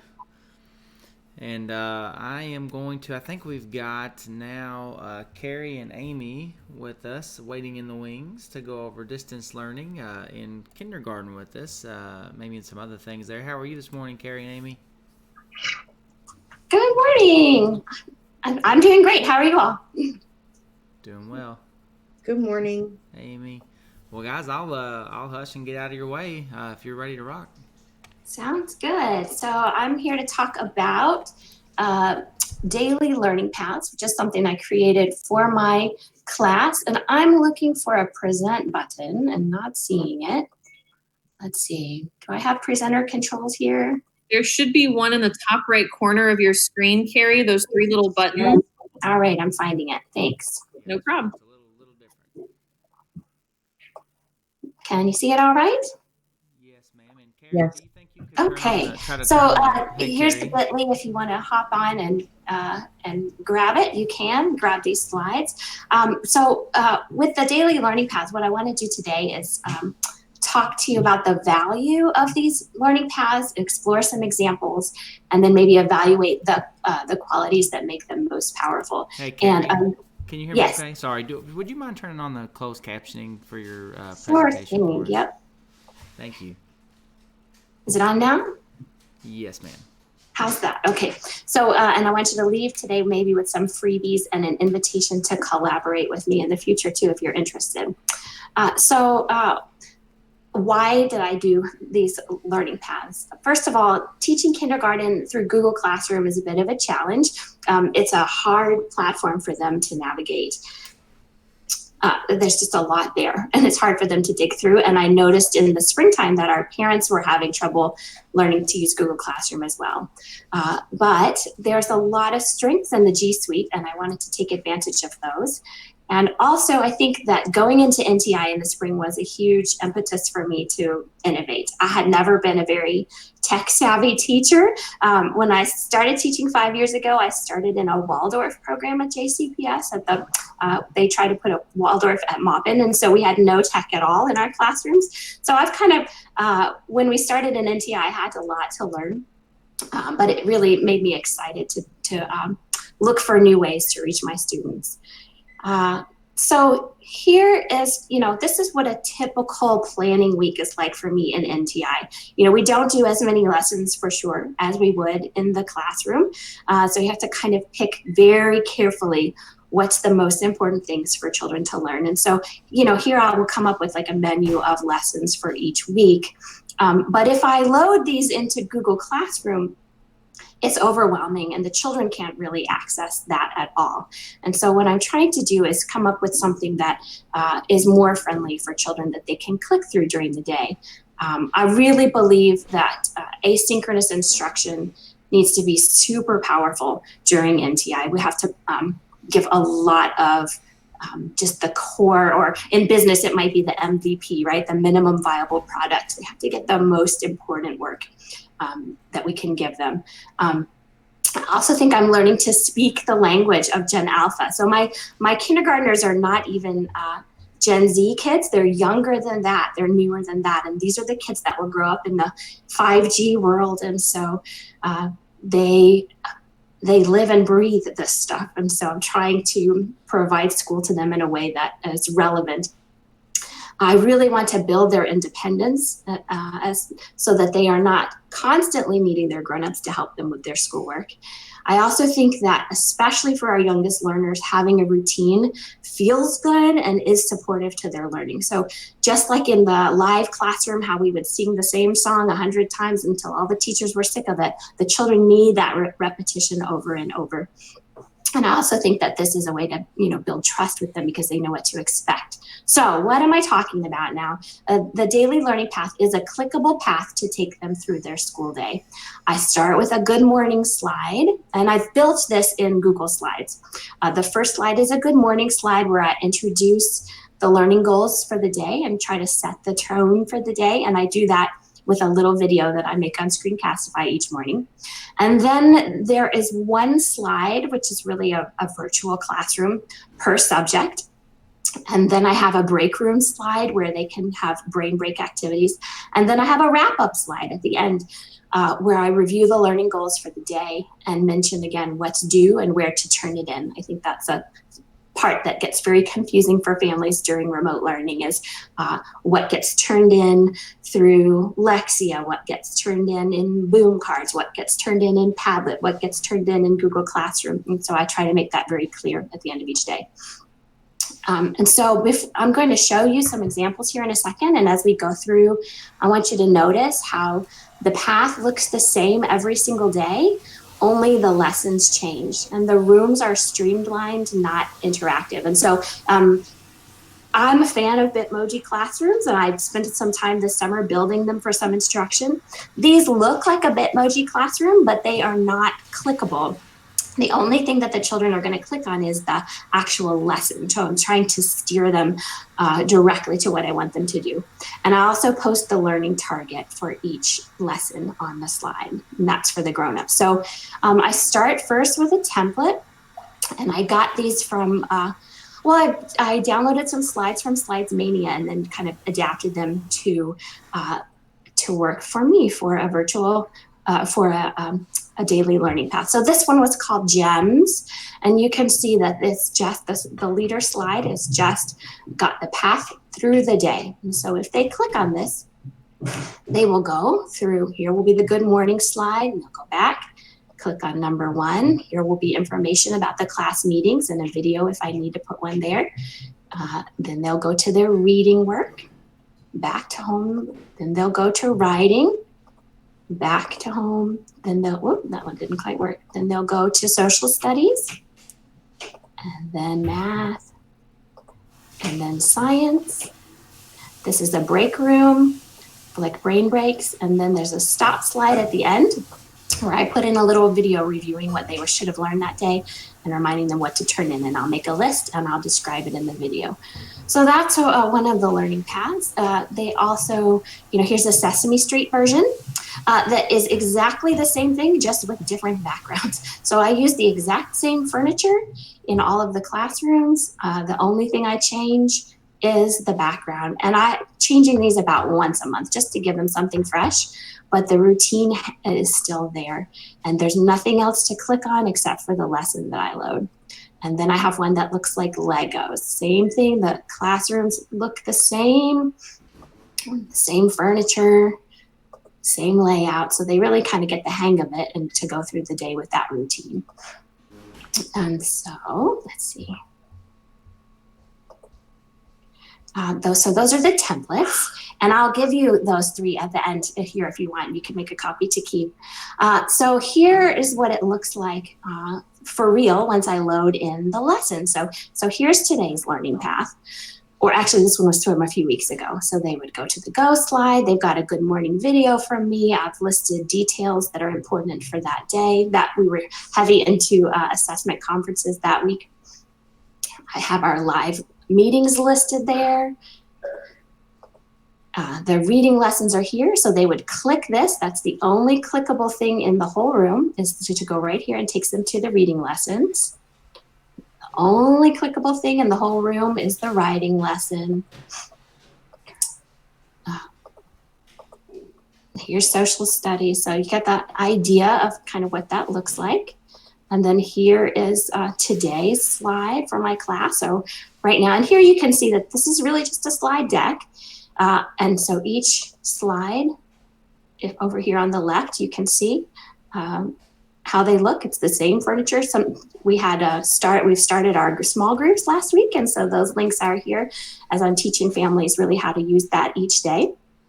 All of our reading lessons are here, and you can, open up comprehension. And they'll see there are so many reading lessons that they have to have their own slide, but here's the learning target for the parents, and here's their assignment for the day. I want to go back to there. Here's word work, so that one's differentiated, so you can see in here that they would go and click to their group and find their assignment there. For fluency, we read a poem every day, and they can listen to me read along here and practice that. So that's kind of the flow that we work through every day. I'll take you into a second and show you a math lesson as an example. And I want to point out that we're not trying to move children's entire school experience online. And so with the learning paths, I'm using a digital platform to kind of support their work and give them a flow through the day. But in the actual lessons and assignments, I'm still incorporating paper materials. We did a to-go box before school started, and children came and picked up materials from school. Some packets, like we use the Engage New York math curriculum, and we use the FOSS science from JCPS. And so they got their science notebook and they got their math workbooks. And then I've given them manipulatives as well so that they can actually practice their concrete thinking skills. I will have both online and offline activities as options at the end of lessons for extending for the kids who are higher and for extra practice for children who need a little remediation. I assign things that include play, which is developmentally appropriate for kindergarten. I emphasize a lot that children have to explain their ideas to a grown-up. So a lot of my assignments say, tell a grown-up, talk to a grown-up. That's because, and for kindergarten, that oral language is so, so important. And that's also where we get at their deeper learning. If they're putting their deep thoughts into speech, that takes them deeper than what they can show through drawing and writing at this stage. And I also include video lessons and materials made by other expert teachers, because I'm a firm believer in working smarter and not harder. And let me go back and show you what a math lesson looks like for an example. And like I said, we used that Eureka or Engage New York Math. And so my lesson, I take the lesson plans from Eureka, and I've kind of put them in, it's almost like a hyperdoc format. So they get the parents get the learning target because they need to read it. And then the children get to watch the video lesson. And these come from a wonderful teacher on YouTube who has a lesson that for every single Engage New York lesson, and they're excellent. They're better than I could produce, and so I take advantage of, it's Kristen Arwood of her published materials, and then I refer them to their paper packets. And so I have a visual cue for which problem set they should be working on. They also have an application packet to pull on. So I'm pushing them into their paper materials. Here's their exit ticket, which is basically a lot of talking with a grown-up. What did you learn? What did you notice? Can you explain what you were thinking? And then I have an extension slide. And I know that some of my families don't have the opportunity to do this because they're just working too much, the parents, and they don't have time, but a lot of them ask for more. And so here I'm trying to give it for those who want it. So they have some online opportunities. So they have, like, this is a Bitmoji. This is a series of Bitmoji classrooms that I built over the summer where they can explore and build number sense. I've got links to boom cards. Here are YouTube videos that we would do in the classroom that involve movement and song and dance. I refer them to their homework papers if they want to do pencil and paper practice. And then I always link some things that are completely hands-on and active activities that to engage them as well. And those I take straight from the Great Minds Parent Tips newsletter. So I don't even have to come up with that. This is all work that other people have done that I can capitalize on for my children. And then they have a "you're done" slide. All right. Carrie, if I could just, I'm sorry to interrupt, but comment for everyone who's viewing now or who will view on YouTube when it's posted on YouTube. I think one huge strength of this is the automaticity you've created on the text side, so that there's so much regularity and routine that's created in the way this is presented, the way this is organized. And so the barrier of having to figure that out is removed for the kids, and they can really focus on the learning, the lesson, and what they have to do to show learning. And I just think that's a huge strength that I wanted to point out. Thank you. That's what I'm going for here. Yeah, that's exactly the reason. The children thrive with that routine and predictability, and I think it makes it much easier for parents. Clearly, kindergartners still need a lot of grown-up support to do remote school.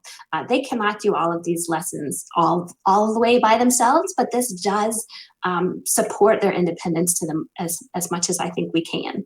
I also want to point out that it's really important that we support the grown-ups.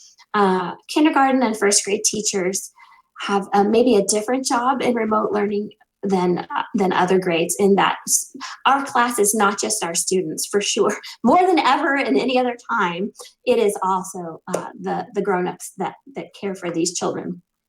I have many children in split family homes, and they do NTI with one parent one day and another parent another day. Some of them go with a grandparent or an auntie. Some of them are at learning hubs. And so it's really shared across many adults trying to lift up this community of children. And so I'm trying to make it easy for them as well. So I want to be very clear for them about what the students need to do. And I set goals for the week. And then in the morning, I give a video explaining the learning goals for the day. And then each lesson has a learning target posted to make it easy. And then I also try to talk a lot about why lessons and assignments are important. I use my little videos to point that out and to talk about why we're doing what we're doing. I also provided a lot of tools for them. So like I said, we did the to-go boxes where we gave the children some paper copies and some manipulatives. And I also produce a weekly list of here are the materials you'll need this week. So if you were to go to my portal, this is the teacher page that each of us has. So I've got my assignments here. I keep it pretty simple. So this is it for the week, other than the meetings. So they can click here and get the learning goals for the week by subject. So hopefully that makes it clear what it is we are trying to learn this week. And then I give them this slide that shows all the materials that they need. This took a little while to build and to put in all the images, but I don't have to change it too much from week to week now that I have a stock of images. And I do think it really helps. I find that most of my students show up for live meetings with the materials they need, and here they know what to go pull out of their packets of worksheets. Because I gave them so much, I want them to be able to find what they need. So that's what that looks like. And also I try to clarify also what's due each day on that last slide and where to turn it in. I think that's another thing that's challenging. Definitely I found that challenging during NTI in the spring. I try to give a lot of options and flexibility built in so like with the extension slide, they can try out different activities. And then I also just try to love on them a lot and let them know that we are in this together. And I tell them that a lot in my videos, how much I appreciate them. Carrie, I would like to add that I think that this really provides for kids and the grownups a predictability and, what the expectation of what's there, especially for parents who have more than one child at home. Mm-hmm. They're trying to work and that kind of thing. So I think that is really important. And I love that you give them the go and grab this and get ready, because they're trying to prepare and lay out their day, or whoever might be helping them. So I love that.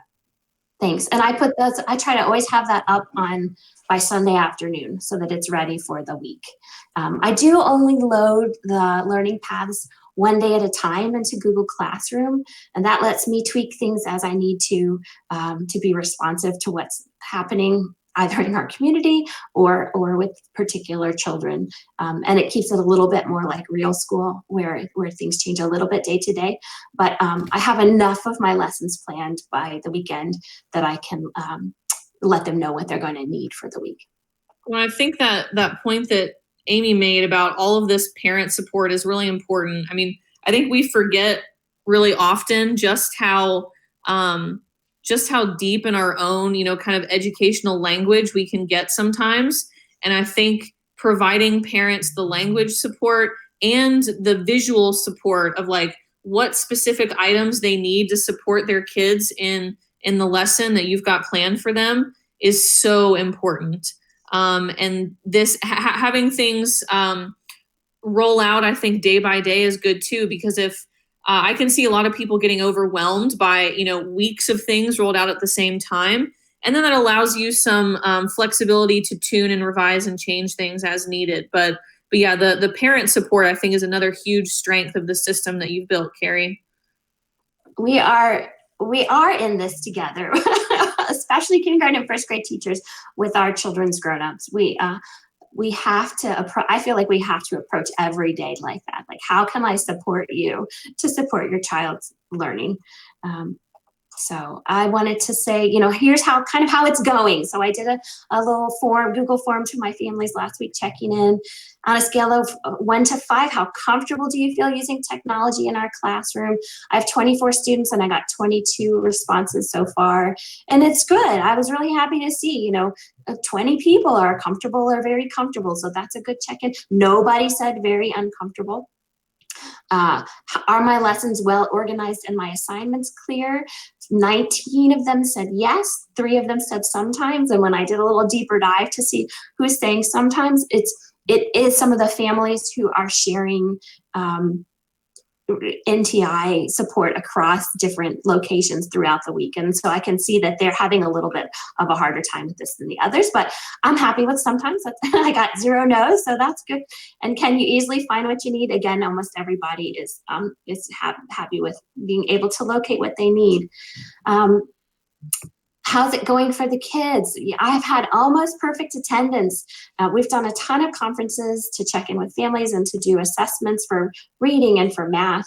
My synchronous instruction is almost 100%. I have really high participation in children completing the assignments that I post. I would say probably 19 or 20 out of 24 get them done in the time frame that I recommend or that I say when it's due. And the rest of the families are getting it done about a week or so later. And so, and that's fine with me, given the situation that we're in. So I'm really pleased with their participation. I have a high level of commitment from parents. I think because this communicates to them that I really value their child's education and that I've made very careful decisions about what their kids can learn and should be focused on in this time. I think the parents are now giving that back to me. So if the child has to miss a class, the parents are texting me and letting me know. Or if they're turning things in late, they're texting me and letting me know what's going on. And so I think we've kind of built this back and forth trust and commitment that this is all really for the best learning of these children. And that's what I want. I mean, that's what we're going for here. I know everybody can't do everything right now, but to the extent that we can to prioritize learning, I just think it's wonderful. Carrie, if I could interrupt and ask what might be an ignorant question, but I think there might be some other people wondering as well. What role does your assistant or your classified partner in crime play in your learning design and implementation? Sure. So we started our small groups last week. So we have 6 guided reading groups that meet every day. I'll teach 3 of them and she'll teach 3 of them. So we're teaching at the same time in separate small groups. And then we have 4 math groups that meet every afternoon. I'll teach 2 and simultaneously she'll teach 2. So I'm lucky to have an assistant who's really a good teacher. She also helps follow up on children who are missing or assignments who are missing. And that's been a good support too. That lets me spend my feedback time on the work that has been turned in so far, and getting those comments back to families. She also, we have some great projects happening with some digital learning, with some digital interactive notebooks. And so she helps transfer things that are turned in Google Classroom into those notebooks so that the children can see them. So that might be a talk for another day though. Did I answer your question, Maddie? Yes, thank you so much. I'm not super immersed in the kindergarten world, and I've just heard through some other channels that teachers are wanting to know how other K teachers are utilizing that support. So thank you. She's also like the first text for most of my families too, because the families know that if I'm teaching, they can also reach out to her. And if she can answer a question faster than I can, she will. And if she doesn't know the answer, then it bounces to me. But that's helping us to respond quickly. So I also wanted to point out that we had a really smooth transition when we added small groups for reading and math last week. That was a huge deal because it was a lot of scheduling to get all of these children into different groups and to get the families to know when to log them in. So it's 2 additional Google Meets per day for these families. We went from 2 to 4 and our attendance was fantastic. And so I think that having this support and having this information, through videos and through visual reminders and seeing it every day helped them to make sure they came on time. I see my kids are pretty happy, independent learners. Like they're smiling a lot when they come to live meetings. I'm hearing from the parents that the children are becoming more independent and that many of them are eager to start work each day. So that's really good feedback for me too. And then I'm also seeing measurable growth in their skills. That's good. They're learning. And so I know that it's working. So just to kind of recap, this daily learning path is a communication tool primarily. It's also an organizing structure that supports routine for the children and for the parents or grownups. I hope that it's an engaging and digital an engaging digital experience of school for remote learning. I think that they enjoy it. And also it integrates well with Google Classroom. And so I do usually post one new learning path each day. And I try to post it in the afternoon of the day before. So for the grownups who need to go and pull materials and just kind of get their head together for the next day, they have the opportunity to do that. Carrie, I do want to ask a quick question before you go to the next slide.